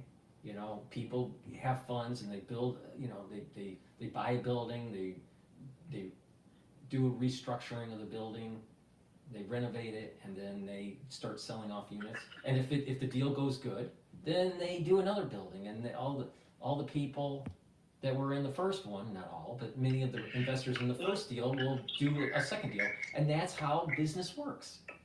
But with the way these VC funds work, it's just that they accrete money from maybe 100 investors, maybe 5 of them are really wealthy, and they charge a fee, and they're looking for the little fish. They're not really looking for big fish. They're not looking for people that are going, you know what, it's time to invest $5 million, and that's the start seed. They balk at that. And with New York finance, that's not the case. When something is already proven out, it's like, well, wow, so I just find LA, it's just bullshit. LA and San Francisco is bullshit. Well, do you know how, like, I'm not familiar with the VC stuff, but do you know how, like, in Japan, they have different customs, like they bow and they maybe put their hands in a certain way when they meet you, and they like, and maybe certain Asian, they won't look you in the eye. And so I think, like, the culture in LA is, from my experience, is literally to be fake, to be a fake person. That's the way everybody is, and that's the way you're taught. I don't know. I mean, I'm from Midwest, and it's all about handshake and trust. And if you can't trust them, then you put them in the garbage category. Well, the better thing about New York is that they call out your bullshit, and they don't go for bullshit, and they see through bullshit, and they're tough, and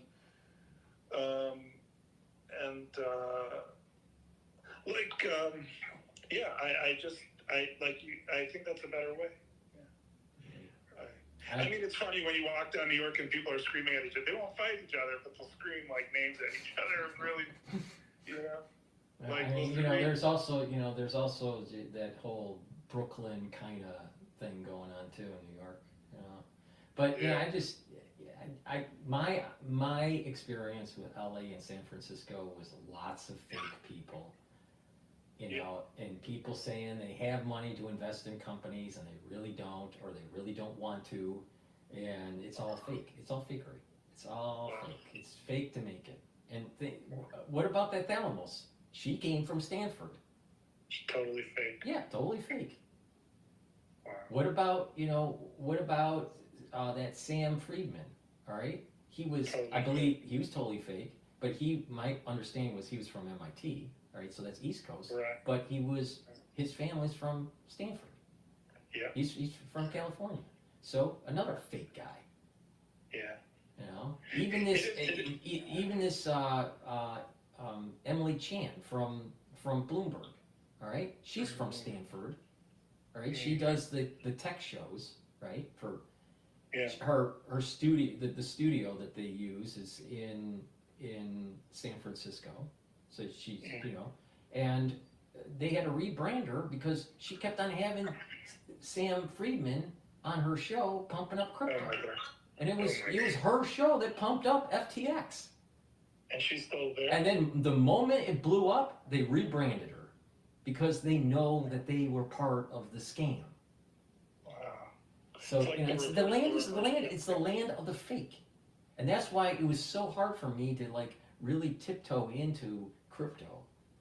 You know, Wow. now from the New York perspective, crypto is becoming a viable investment asset in the ETF market. Wow. So it's like, but it's based on fakery. I mean, crypto's fake. But the thing is that people's perception of it is that it is some sort of digital commodity. And so there's so many people believing that you have to go, you can't fight the behavioral finance now, even though it was based on fake. Tulip mania. Yeah. So, Well, I can confirm, having spent a lot of time in LA, I can confirm it's absolutely fucking fake. In other words, I'm not talking about like on the business side, or I'm just talking about the culture of the people. all you gotta do is just walk down, what is it, Beverly Hills or Beverly, or Boulevard, whatever. You just walk down the street. The tits are fake. The nose is fake. Smiles. The fake smiles. The butt is fake. Everything's fake. Everything is fake there. Do you have any thoughts on the South, like South Carolina, North Carolina, Virginia? I mean, North, South Carolina, I mean, my parents would take us for vacations there when we were kids, so I only really remember it, from a kid perspective. Yeah. So I don't really know the South that well, other than those vacations that my parents did. I don't really, I spent a little bit of time, vacation, in Florida, like everybody. So I don't know much about Florida other than as a vacationer. Florida these days, it's just so northern. In other words, it's just a lot of northern. What I remember of it is a lot of transplants from New York. From the East Coast, Have you spent much time in Boston? Yeah, obviously. I've spent a lot of time in Boston. What's been really cool is, like, as Western civilization or America, whatever, is burning down, it's been really interesting. I'm like, okay, I gotta study all the history, and it's been really interesting to, in Boston, you walk down the street and there's an old cemetery there with Samuel Adams. Yeah, I know. That's really cool stuff. Boston, really there's elements of Boston that reminds me heavily of Wall Street. And the financial district and Battery Park and and the World Trade Center. So there's many parts of Boston that give me that old Manhattan feel, lower Manhattan feel. And then you got that. Now that's Boston City, right? But then there's also Cambridge, and that's a little bit more. Very different. Yeah, that's a different feel. I like the Cambridge feel more than the Boston feel. Well, the Cambridge feel is a very relaxed feel, and then you also have the Fenway Park area, because there's a bunch of universities. So great. I mean, there's so many universities in that area. You have everything from, you have Boston University, Boston College, Harvard, MIT. Oh, right, of course. You got Tufts. A lot of time up there. You got Tufts. Tufts.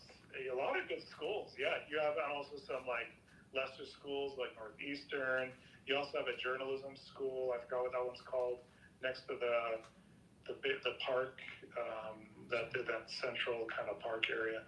But what was really nice was, it's you go to Cape Cod, and so up on the Tip Province down, which has really become a Sodom and Gomorrah these days, but up there, that's where the Pilgrims landed, or one of the places anyway, and it's just so interesting. You can take these tours, and you can kind of see here's where they found the corn, and where they stole the corn from the Indians, or whatever they did, where they traded them corn for. Well, you're bringing up a good point.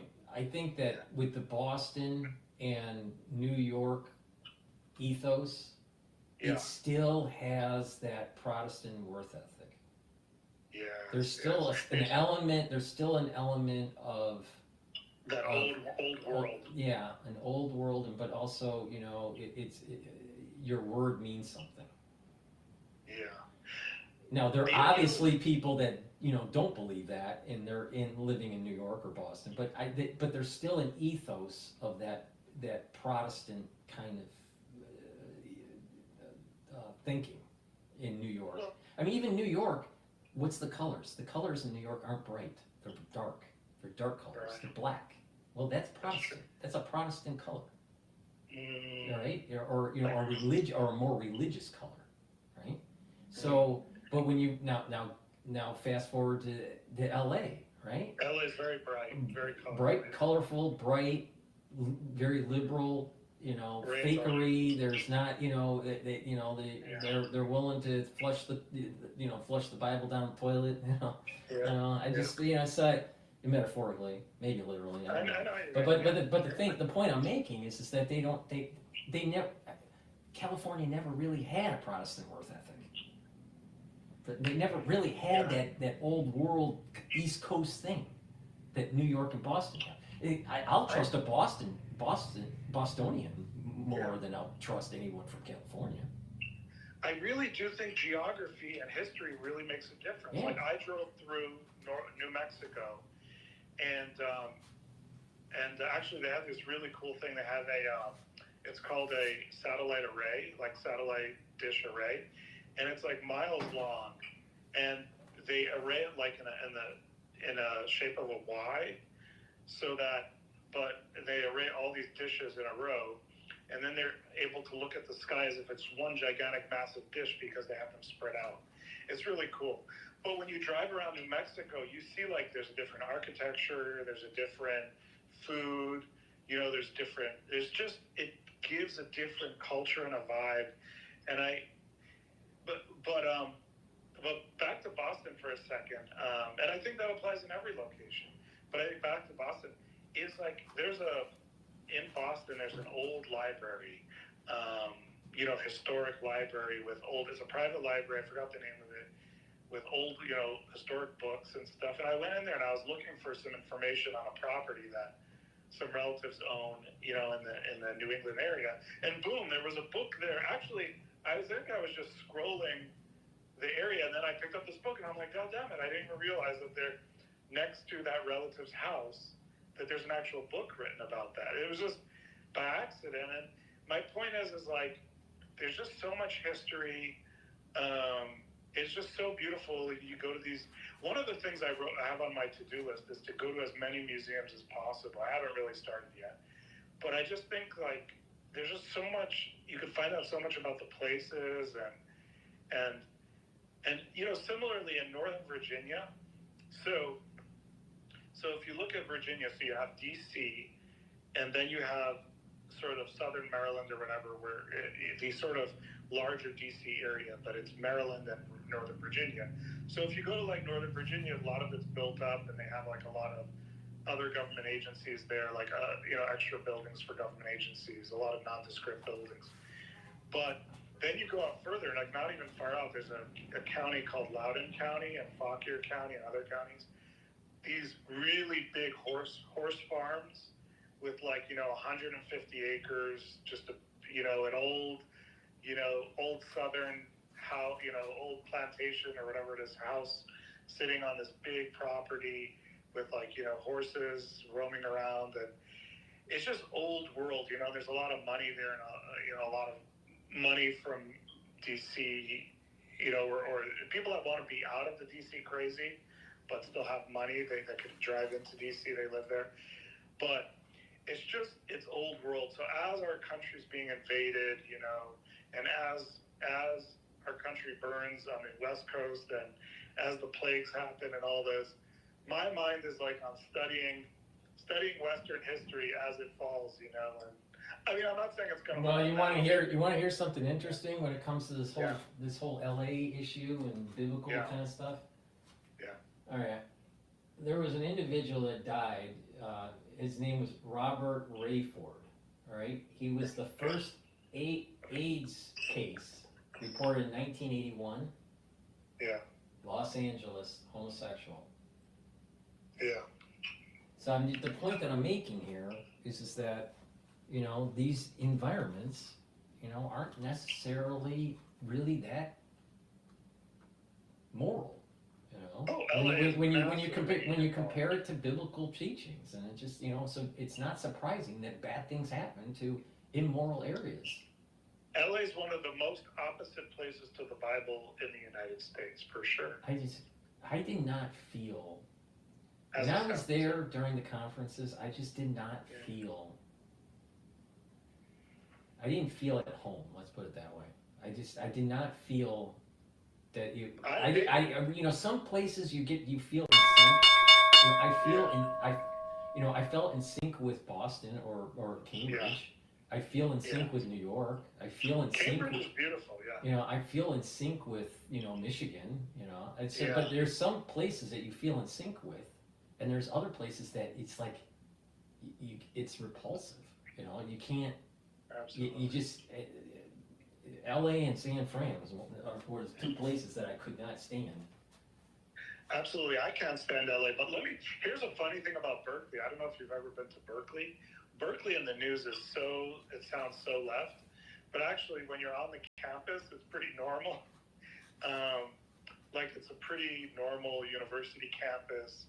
You always have French people sort of on the outside, you know, always with these weird protests, but the students themselves are mostly just studying. They're mostly normal. A lot of the weird sort of leftists, they're more people that live in the area, live in Oakland, but they're not. They don't go to UC Berkeley. I was at a conference. I presented a paper at UCLA. It was during and so this was the fourth time that I was in California. Yeah. And I knew the head of the physics department at the university. So he invited me to this conference, and I started talking about how to model, how to use telemetry from the market to model three-dimensional movements in the financial markets. That's All right, cool. so I did this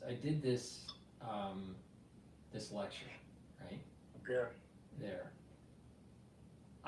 It's a beautiful campus. UCLA is a beautiful campus. It is a nice campus. It's And, Westwood. you know, but the thing is, the people that were at that conference were very nerdy.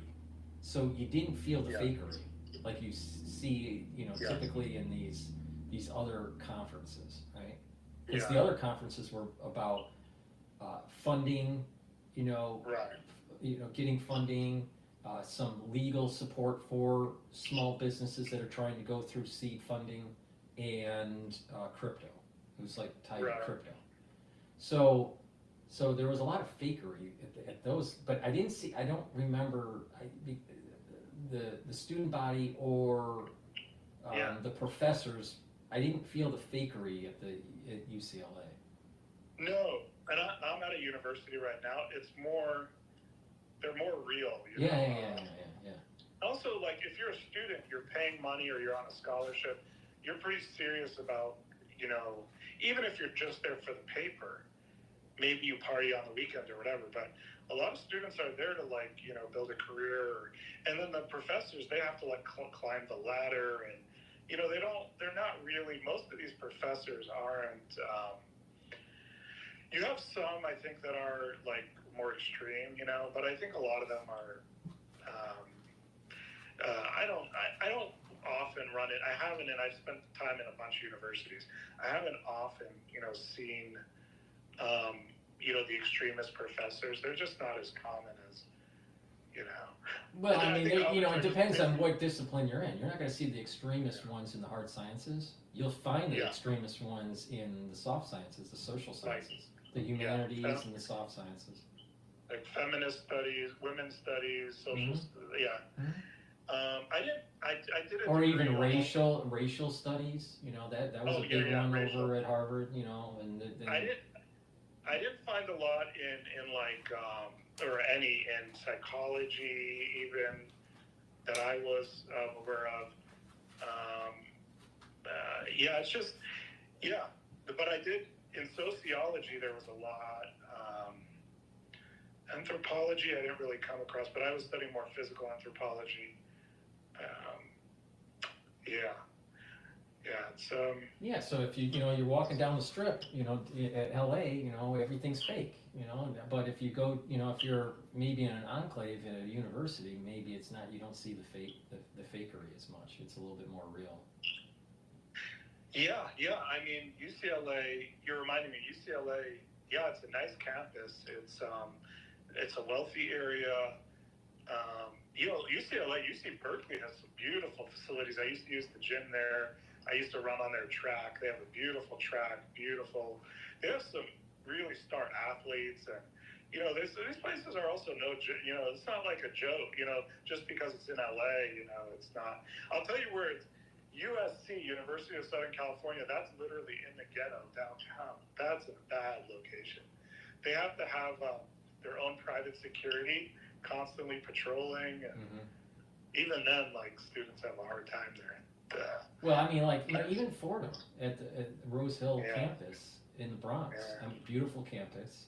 I love being there, when I was doing my pre-med stuff.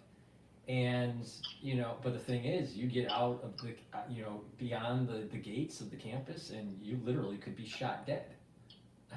I mean, just, walking from the main gate to get to the train, you could be dead. So I mean, it's just, it's a rough neighborhood. It's definitely a rough neighborhood. But inside the campus, it's probably the safest place in New York. Wow. Actually, I got accepted to Yeshiva University. I never ended up going, but I got accepted there.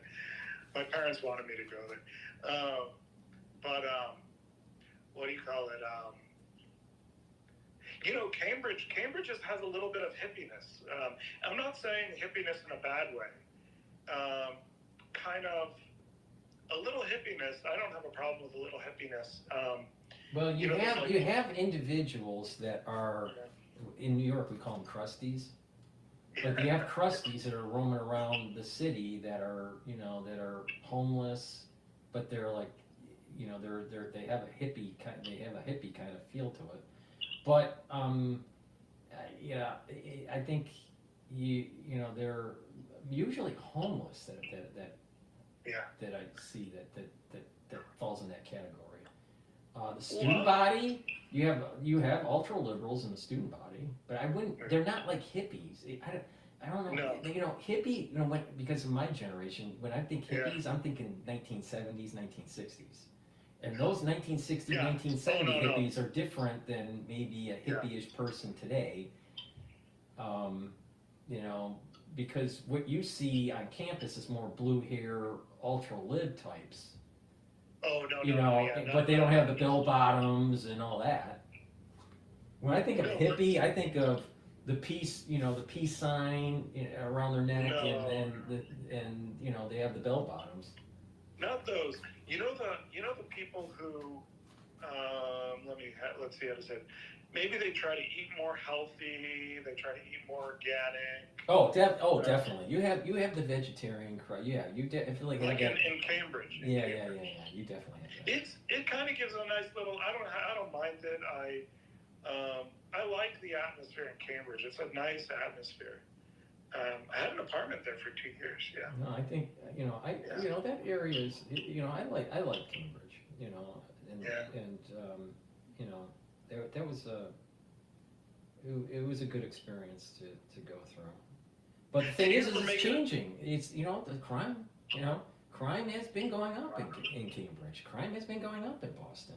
They have too many. The problems that New York is having is the same problems that Boston's having. And whatever Boston is having, it trickles into Cambridge. I mean, Harvard Square in Kendall Station, there's crime. You gotta watch out.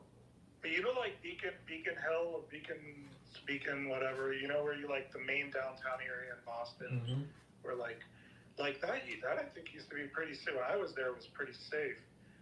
You could just walk around. I think you could walk around late. I don't think anybody would bother you. When you get on, when you're around South Station at night, it's a little rough. Did you ever make it out? I forgot to ask you. Did you, when you were there? Do you ever still go out there at all? Well, I think you go out there for graduations and stuff. Yeah, I go out there regularly. I mean, Do you ever? yeah.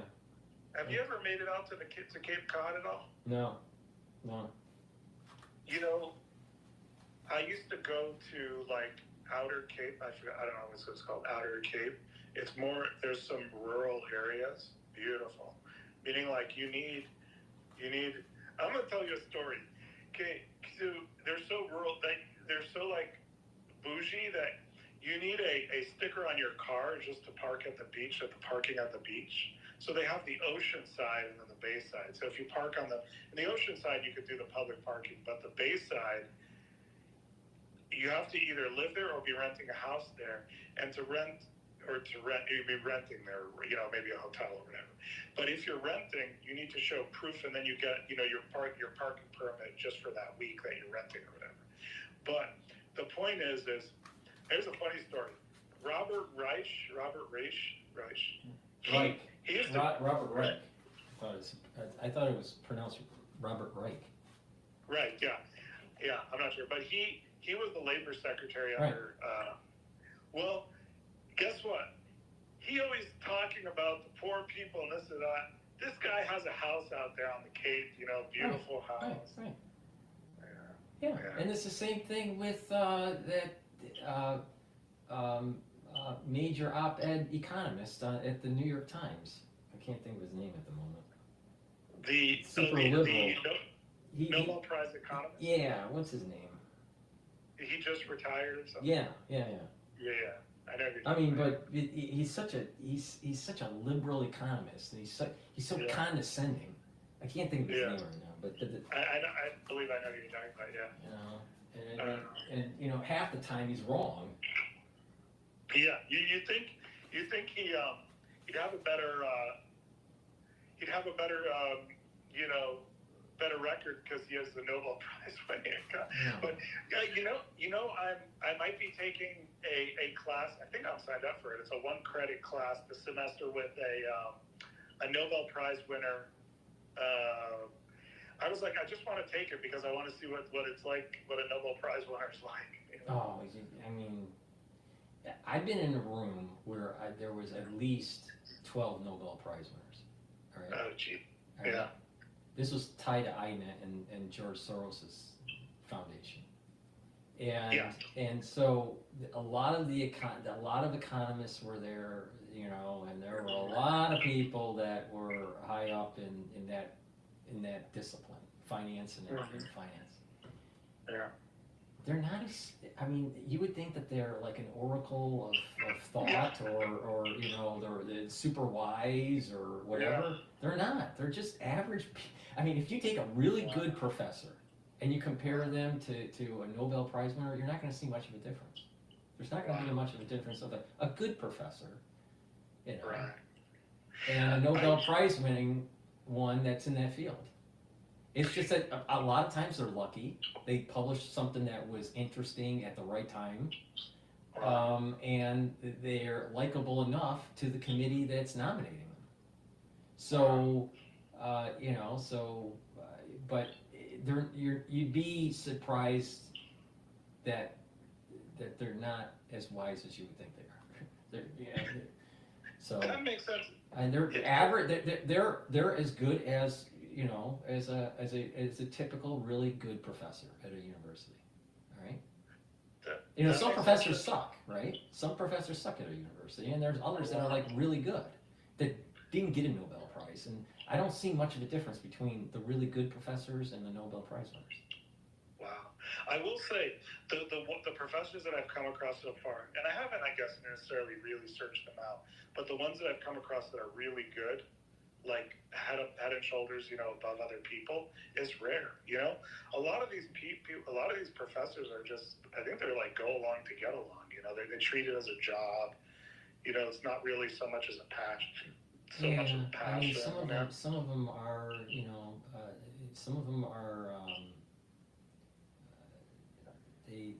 they're followers. They don't want to rock the boat. There's others that are, you know, ones that rock the boat, but sometimes they don't get to climb the ladder because they rock the boat. So And it's a pecking order too. When you get the tenure, it's hard to get tenure, and when you do get tenure, then you're on the track of trying to move up the administrative ladder many times, so.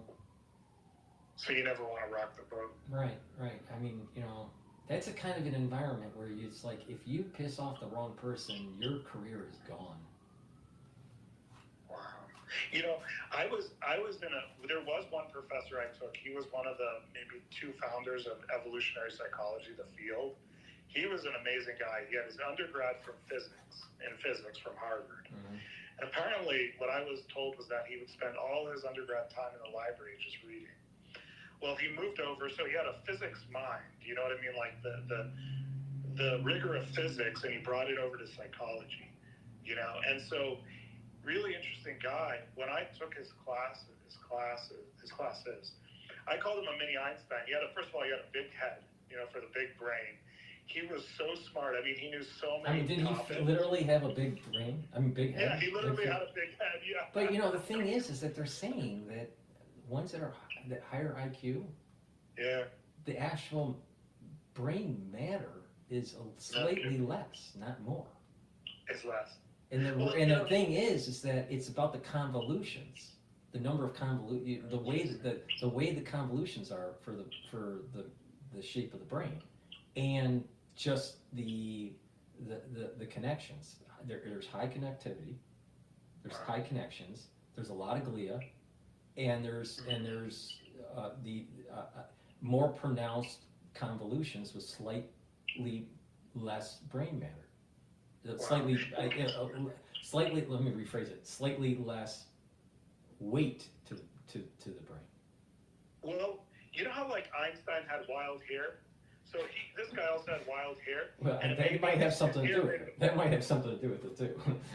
Yeah, I mean, his hair maybe made his head maybe look bigger. Well, I think what that could be, or the hair may be an antenna to the ether or something.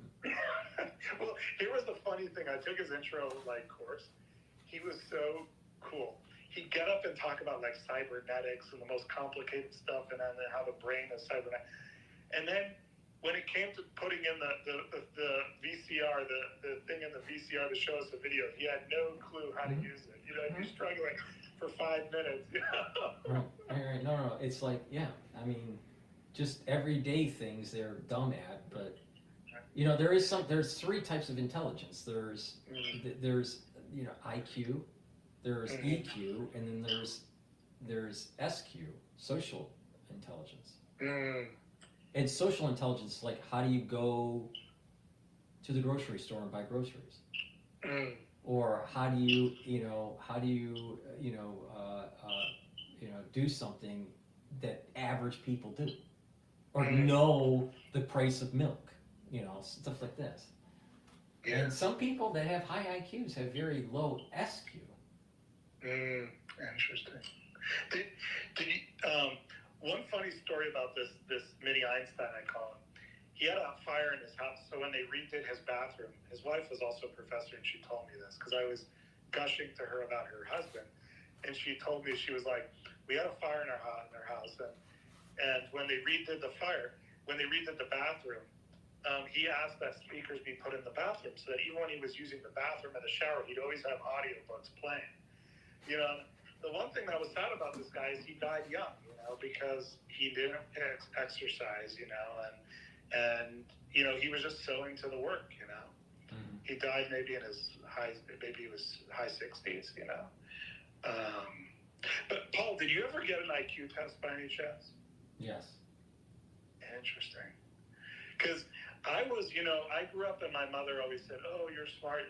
But I just thought, one of many kids, one of a bunch of kids. And I thought that's what every mother tells every kid. I didn't think anything of it. And I always did well in class.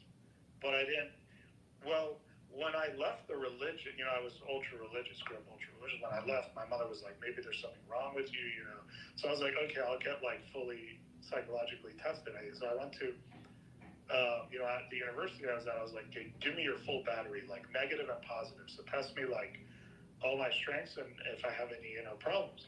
Well, anyway, so surprising, you know, they came back, it was some grad students, they came back and they were like, your IQ's in the top 1 percentile, you know? And that was a surprise to me. You know, and they're like, you know, our professor told us that we're only going to run into, like, as a psychologist, we're only going to run into somebody with your level of IQ, you know, a few, maybe like twice or something like that in their whole career, like a couple times in their whole career. But I don't really feel like, you know, that smart. Definitely don't feel like an Einstein. My IQ is not that high. It's like a 136, you know. But, I mean, it's high versus average, but not high like an Einstein, you know. But I feel like somebody like you would also have a high IQ. I do have a high IQ. I think you have higher than a 136. You probably It is higher than 136, but it doesn't matter. It doesn't matter what my IQ is, because the reality of the situation is that you can be, you know, have a high IQ and, you know, and it won't mean anything. You know, there's some people that have lower IQs and they you know, and they do great things for mankind. You know, it just doesn't matter. It really doesn't matter. But the thing is, but the thing is, what's more important is making sure my constitutional freedoms don't get eroded from another 9/11. You know, having a high IQ means nothing if I don't have my freedoms. Well, first of all, I absolutely agree that IQ doesn't mean you're successful. But secondly, I think what I thought about in that room when they told me my score, I thought about it and I said, you know, I've been through hardship in my life, you know, growing up super religious, leaving and this and that, and I was just like, you know, different things, and I was like, what can I do to help my fellow man, you know? And I thought, what sort of powers does this IQ give me that maybe over your typical person that I could use to help other people? And I realized, I thought, oh, I think I'd be good at research. And after that, I had to test myself. I researched like how to create a government, and I'm responsible for creating a new government in a community. You know, I did all the research, and I didn't actually get the votes, but I did everything basically till like the actual, almost till like it got to community organizing. And even then, I was still involved. And even with people with you know, low IQs, you know, if someone has a lower IQ and they really utilize the intelligence, the innate intelligence that they have, they can do more than someone that has a high IQ that didn't use their intelligence. I mean, you know, so I mean, you know, there are many people that have high IQs that didn't fully utilize, and there are many people that have lower IQs that fully utilize what they do. So, you know, I just, you know, but it doesn't matter. It is higher than what I have, but it doesn't matter though. It really, you know, because there's also SQ, there's EQ. Yeah. Sometimes EQ is even more important than IQ. So, like, I think I have a low EQ, yeah. And actually, that's pretty common. I was reading a book, or there was a website that for gifted sort of kids, I think maybe adults too, and it was going through your typical symptoms of like a gifted person, you know. And one of them is like a lot of very common to have low EQ, high IQ, which we see is pretty common. And I didn't mean to get personal, but I guess the reason, once I already brought it up. But the point I'm making is just that when you look at all three metrics, all right, and you look at the composite, that person with the higher composite is better than someone that has 2 low scores and 1 high score. Yeah. So someone that has a high IQ is not necessarily a better person you want to be around. 100%. You can have somebody. And if someone that is has a high SQ, right, but low emotional intelligence and IQ, well, you know, that also may not be a person that you want to be around. Maybe it depends on the situation, because, you know, if you're in a survival situation and they have a high social, you know, SQ, then you know, they have probably better survival skills. 100%. So it just depends on the situation, but a composite is a better holistic approach to look at someone's overall intelligence than these individual tests, right? But even doing individual tests, it's in a range, because there's different types of tests to try to evaluate. And it's only measuring very small. Yeah, you know. So I mean, there's, you know, And not only that, you know, as you get older, in some areas you improve, and in some areas decline. So it's a moving, it's a moving target, right? And then as you really get older, you know, once you get past 35 and you know you start aging, you know, you're not as sharp as you were when you're younger. Absolutely. So it's about, you know, it's more about the holistic composition, you know, of these different things that's more important. Absolutely, and like you might have an amazing artist who has a low quote IQ, the small measure of IQ, but is an amazing artist, is an amazing athlete. In other words, there's so many things that make a person great, you know.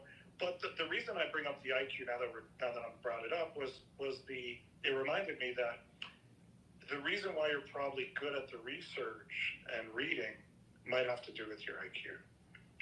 I think so. I think that's a part of it. I also think that there's some people that have, they can, it's hard to put it into words, but they can tap into, you know, some sort of a reservoir of knowledge, right? Of truth. And these people that are sensitive and they can tap into this reservoir of knowledge and draw from it, have a tendency to be able to look at things very quickly and digest and see where it's going. You know, and that's you know, I can take a look at something and I can sense that the direction of things much quicker than most people. That I know. I mean, it's just, and I proved it out in 5 years. I proved it out for 5 years. You know, doing these live feeds. You know, I can tell you where things are going and with high degree of accuracy. Well, here's the weird thing, Paul, is that might also be connected to, because you know what we think is intuition, and I also have some of that, is maybe like you have the consciousness, which is the brain, you know, what we're aware of, and then there's the iceberg below the water. My point is, because I took another test, my grandparents were all about, oh, you should take this test. It was like a $500 test, and they're like, this test will tell you what career to have. So I just took it, you know. Well, two things they tested on, two amongst like 20 different measures, but two of them were like inductive like reasoning and deductive reasoning. I think one of those two, I forgot which is which, but maybe it's like you the way I was able to found that government was through my motto, which is read everything and talk to everyone. Is by taking in enough information, I'm able to see like, oh my God, that is so clear what should happen or what the truth is or what will happen, or you know, it's like, oh my God, it just becomes so obvious, you know? I think it just ties into the realm of, you know, religion, and, you know, the whole idea of wisdom, you know, wisdom, understanding, and knowledge. Right. I mean, it's that simple. You know, some people just have a stronger connection to that, to that triad. Yeah. You know, some people think, oh, they got to memorize all these facts, or you know, they have to, you know, take all these classes or get all these degrees and all that, you know. Yeah. And you know what? There's been many texts that are a lot older than us, right? That basically have the roadmap to knowledge and wisdom, right? And if you better your soul, if you better your being, then you're going to be able to tap into truth and be able to see things more clearly. Ones that have not purified their soul, they're going to see things that are cloudy, and there's going to be filters, and they can't tap into wisdom, understanding, and knowledge. So it's kind of that simple, and you probably don't even need to have a high IQ. It just have to be able to tap into the triad. Well, I think the world we need all kinds of people. And you have some people who might be really high IQ but really low EQ and really low SQ, but they're really good at a specific thing. Then you have somebody who has the triad who's really successful at something else who the other person wouldn't be. And then you have somebody who has really low IQ. You know, in other words, you have all kinds of people, and I think the world is beautiful because of all that. I just think we want everything. I don't think somebody is good because they have a high IQ. No, but we have a society. We have a society that seems to put a premium on people that have high IQs. I think that's the brainwash. It's the same way they brainwash and they said, "Oh, believe the food pyramid." You know, it's just brainwash. Right. But all right, so we just you know, the market has closed, and I need to start wrapping up and stuff. But okay, thanks, Paul. Yeah, no problem, and we'll talk probably tomorrow with another crisis. Well, the next disaster happens. The next disaster as the world turns. Okay, thanks for Paul. talking. All right, bye. Okay, bye.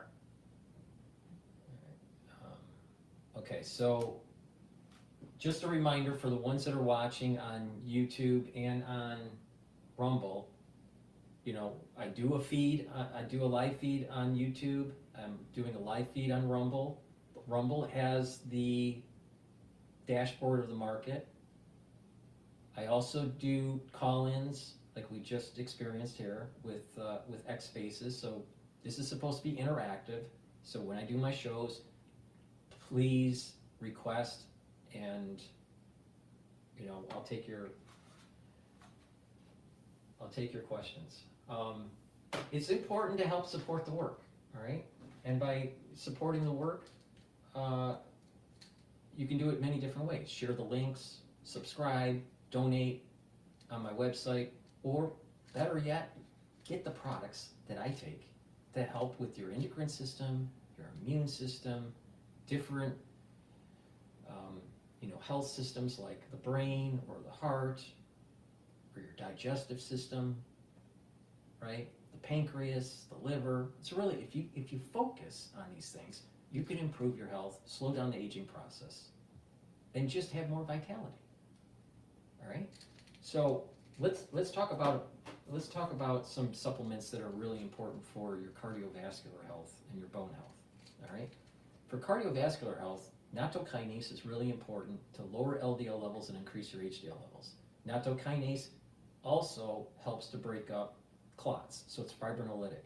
So you should be taking this if you want to improve your cardiovascular health, right? In addition, for the anti-aging gurus, and I would put myself in that category, all right, the anti-aging gurus, taking nattokinase as a supplement and you know, thinning out the blood a little bit is good as a cardiovascular prophylactic to slow down the aging of the cardiovascular system. All right, so this is the reason why I've added it to my stack. All right, this is very high quality nattokinase. So please go to my store and get the nattokinase. Improve your cardiovascular health. And if you're worried about clotting because of the crisis, that nattokinase that I just showed you, you should be buying. Now, in terms of heart health and bone health, stacking these two supplements together work really well. Vitamin K2, MK7, very important to help with bone density, right? When you get older, you gotta worry about osteoporosis, so do a little bit of resistance training, take calcium, and take vitamin K2. It'll help with your bones and your joints, but it'll also help with your cardiovascular health. You couple it with D3. D3 helps to absorb calcium. It's a gene expression cofactor, so it's going to help cells to express the proteins that are needed to do certain cellular functions. D3 also helps to get rid of cells that have been infected, so that's D3 is so important to take during the cold season. When you couple them together, what's going to happen is that you're going to improve your bone density over time, especially if you're doing some sort of resistance training and you're bringing in calcium.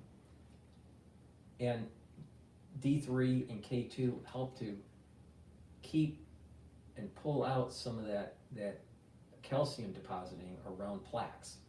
So when plaques are formed in your vascular system, what happens is there's also depositing of calcium. You want to pull that out, all right? And you want to prevent it from going into your vascular system. So to reduce plaque, There's a whole protocol, but part of that protocol is the vitamin D3 and the K2. Additional things that you should be taking to improve and reduce plaque, to improve your cardiovascular health and to reduce plaque, is taking C60, take the turmeric and the ashwagandha, taking the omega-3s, right? Taking the nattokinase, and you're reducing inflammation, you're soaking up those free radicals, you're pulling out that calcium, depositing, right? You're lowering your LDL levels, so you're reducing the oxidation of the LDL. That's how you reduce plaque. That's how you reduce the chances of getting new plaque. And over time, when you do that protocol, you're actually slowly taking, the plaque is slowly going away. Now, you can't get rid of all the plaque buildup, but people that have, let's say, a 50% or 60% blockage of the carotid in a year, you're gonna see less blockage when you do this kind of protocol. Okay, so it's important to kind of to just pay attention. It's about inflammation. It's about bringing down the reactive oxygen species. It's about bringing down the LDL levels. And when you couple that, when you attack the issue with plaque buildup, you attack it from different vectors, then you're going to be able to prevent further plaque buildup, but also over time, you're going to see that there's a reduction in the blockage and you have better blood flow. Can't get rid of it 100%, but you can reduce it by a lot. Lignans boosts up your immune system, it helps your endocrine system, and guess what? I keep on saying on every show, boost up your immune system. Don't you think with more cases in December and in January because of the season that we're in, and all the things that might be happening because of certain types of dynamics on farms, like with cows and chickens, that you need to boost up your immune system? Yeah, I think you should start listening. Lignans helps to boost up your immune system. It's a powder. You mix it with food, or you can just make a smoothie, or just mix it with filtered water. It's up to you, but take it. Boost up your immune system. Don't fall in the category of, I should have listened to DrPaulCottrell while you're having a hard time breathing, all right? Because when you're having a hard time breathing, it's too late. Zeolite. This helps to get rid of heavy metals, toxins, and chemicals. We're bombarded by big ag and big farm, big pharma, right? We're bombarded by all these chemicals and toxins. Got to get them out of your body. Filter your water. Stop eating the crappy food and take the zeolite. You can take it every day, or you can just detoxify your body once or twice a year. Take a couple drops, put it underneath your tongue, small drops, drink filtered water, do it every day. If you're just doing a once or twice detox a year, then take a few drops underneath your tongue, drink the filtered water until the bottle's done, and then voila, do that once or twice a year. Really simple. But filter your water and stop eating processed foods. If you have a high shelf life food, guess what? Chances are there's a lot of chemicals in there that aren't good for your endocrine system. NAC boosts up your glutathione levels. I've added this to my stack. Why? Because glutathione soaks up free radicals and improves the health of your liver. It detoxifies your liver and detoxifies your kidney, especially if you take acetaminophen. All right? In addition, NAC helps to calm the nervous system, reduces anxiety. Really important. Resveratrol. This helps to get rid of cells that are in senescence. It helps with mitochondrial health. It's an antioxidant. It works really well when you stack it with C60, NAD+, ubiquinol. So I've been taking resveratrol for decades. I don't think Alex Jones has been taking resveratrol for decades. Do you want to look like Alex Jones, or do you want to look like DrPaulCottrell? It's up to you. NAD+, like I said it's synergistic with resveratrol. NAD plus is really important to take. Why? It boosts up your energy levels. You need lots of ATP. When you get older, your ATP goes down. When your ATP goes down, you stop moving around. You lose muscle. You lose bone density. And guess what? You get older quicker. NAD plus boosts up your energy levels.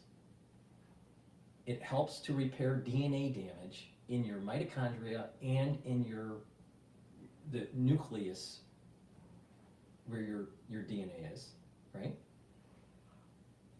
And it will help protect neurons. When you get older, you're going to need to protect your neurons. Your central nervous system and your peripheral nervous system does start to weaken, and you need to supplement to add protection to those neurons, right? Really important.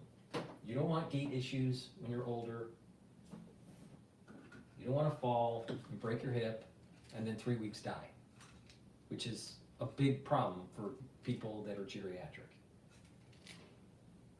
A great way to bring down inflammation is to take ashwagandha root and turmeric. Why? When you bring down inflammation, you're boosting up your immune system, because when you have high cortisol levels, it's immunosuppressant. Oh, so when you're stressed out and you have high cortisol, if you're not sleeping well and you have high cortisol, you're actually suppressing your immune system. Didn't I say for like 3,000 times that it's about neutralizing pathogens, bringing down inflammation, and soaking up free radicals? That's the core.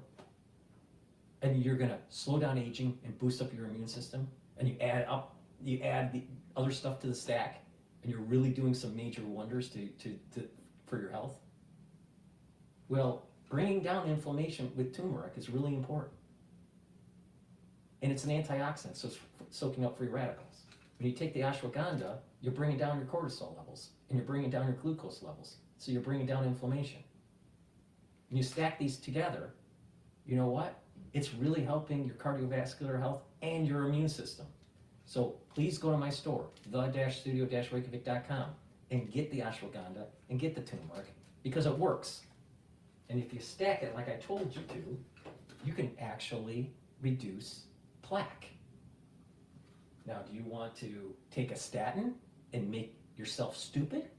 Or do you want to follow my advice and reduce the plaque and bring down your LDL and increase your HDL levels? It's up to you. But either way, you're going to go down a path.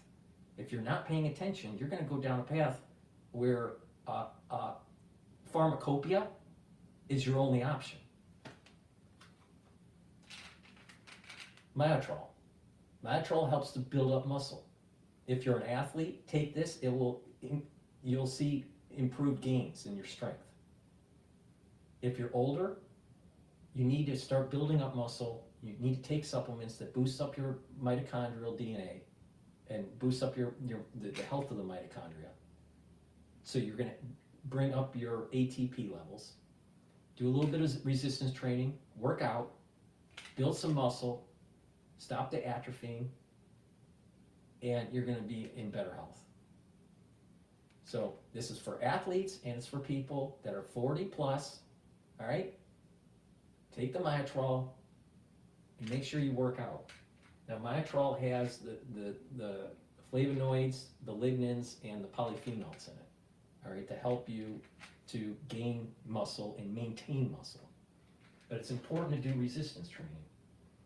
And lastly, ubiquinol. This is the best bioavailable ubiquinol bioavailable CoQ10 that you can get. And you can get it on my store, the-studio-reykjavik.com. The best bioavailable ubiquinol, all right? So, why do you need to take ubiquinol? Well, for many reasons. One, it improves your energy levels. Do you see a common theme? A common theme. You need to boost up your ATP. It's a key issue with people. You boost up ATP, you're going to be able to do a lot of other things. It'll improve the health of the mitochondria, and hence boost up the ATP levels. It's an antioxidant, so it's soaking up free radicals. It's synergistic with C60, which also soaks up free radicals. It's synergistic with NAC because you want to be able to soak up free radicals differently to be able to reduce the stress on the cell. And remember what NAC does. It reduces free radicals through the glutathione pathway. So it's synergistic with NAC. And ubiquinol protects neurons. So it's synergistic with NAD+. When you get older, you're gonna need it. All right. Now, lastly, now I apologize that I'm pushing so hard these products, but you know, we were in a long conversation during the X Spaces, and you know, I think it's important to have long conversations, not 2-minute segments. Gladiator barley. If you want to build muscle, you want to bring down inflammation, you want to soak up free radicals using superoxide dismutase, this is a great way to do it, right? It's a powder, right? It's made from high density barley, heirloom type barley, all right? Not the barley that you're buying at Whole Foods, right? This is high density, so it's a protein. And so what happens is that when you take this and you work out, you're gonna see gains. This is synergistic with Myotrol. All right, so if you're an athlete and you wanna get, gain, have strength gains, take the Gladiator barley and take the Myotrol together. If you're older and you wanna, maintain or get healthy, right, and build some muscle, taking the Gladiator barley is really important. Plus it'll bring down inflammation and it will soak up free radicals through superoxide dismutase. Now I also have the heirloom barley, and the heirloom barley is for detoxifying, but it also brings down inflammation and soaks up free radicals through superoxide dismutase. It's also a protein, and so what you can do is you can use this as a meal, all right? You put a few scoops in, and you mix it in a smoothie, soft foods. I would mix it in, let's say, hummus or yogurt, right? You could just mix it with filtered water. Some people mix it with milk. It's up to you, all right? But the thing is, it's high density, so you don't want to take big scoops. You want little scoops, all right? And it's a great way to detoxify your body. But it works even better when you mix it with Boomer Boost. And Boomer Boost is a powder. You take a big scoop once a day, you mix it with food or with water, filtered water, or milk or whatever, however you want to mix it with. Make it a smoothie, whatever. And you get all the nutrients you need. It has a gigantic profile for minerals, vitamins, right? So this powder has 68 nutrients that you need. This can be a meal for your breakfast or for your lunch. And this is a great way to lose weight. Now, when you take the Gladiator barley and the Boomer Boost together, you're getting the protein and you're getting the other nutrients that you need, your daily nutrients. And this will increase your energy levels and help with your brain health and your cardiovascular health. All right? If you take these together, it's an added benefit. You're also helping with your blood glucose levels. So if you're a little bit on the edge of diabetes and you need to lose a little bit of weight, taking the Boomer Boost and the Gladiator barley together as your meal for breakfast or for lunch is going to help you for brain health, cardiovascular health, and help with your control of glucose. Another way to control the glucose is to take the ashwagandha. Like I said, it helps with blood glucose levels. All right? And a lot of people in the United States, they're too fat, they have bad hearts, and they have diabetes. I'm just giving you a solution to how to solve it all. All right? But it takes effort. It takes consistency. And a little bit of, getting educated about this. But the thing is that take this powder, on a regular basis, on a daily basis, and if you're doing it every day and you're taking the Gladiator and you're doing a little bit of workout, you don't have to be a triathlete, you're going to lose a lot of weight. You can control your blood glucose levels, and you're going to improve your heart health and your brain health. So, and if you're wanting to really detoxify your body, take the Boomer Boost and the Heirloom. Now, if you want to buy it in a combo, either Boomer Boost, Heirloom barley, or Boomer Boost and Gladiator barley, I have discounted a box. It's called the Longevity Boost Box. And use discount 5, all caps, number 5. You get $5 off plus the discount that is built into the box, the Longevity Boost. And so you can get the Boomer Boost and either the Heirloom barley to do the detox, or the Gladiator barley and gain strength, and get the Longevity Boost Box, and that's just built-in discount. And then you can add the discount 5 on top of that, all right? Or you can buy them separately and just pay full price. It's up to you. I'm giving you lots of options. But that's how you can support my work, and I want you to support your health. I am 100% sure on this. Things are going to get worse in 2025 and 2026. Things are gonna get worse. Now, you either listen to me or not. If you listen, you're gonna be boosting up your immune system and getting healthier. If you don't listen to me, you're gonna be in a worse situation, and you may not be able to mitigate the problems that arise in 2025 and 2026. It's up to you. Thank you for listening. Please help support the channel by sharing the links, subscribing. Subscribe to all 4 channels on YouTube. Subscribe to Brighteon, Bitchute, and Rumble. Please subscribe. Subscribe. All right?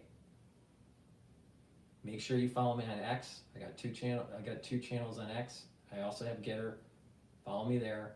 You'll get notifications. You can join my WhatsApp group to get notifications. That's another way to do it. You can hear my podcasts on Apple Podcasts, on Podomatic, and the podcasts I post on my website.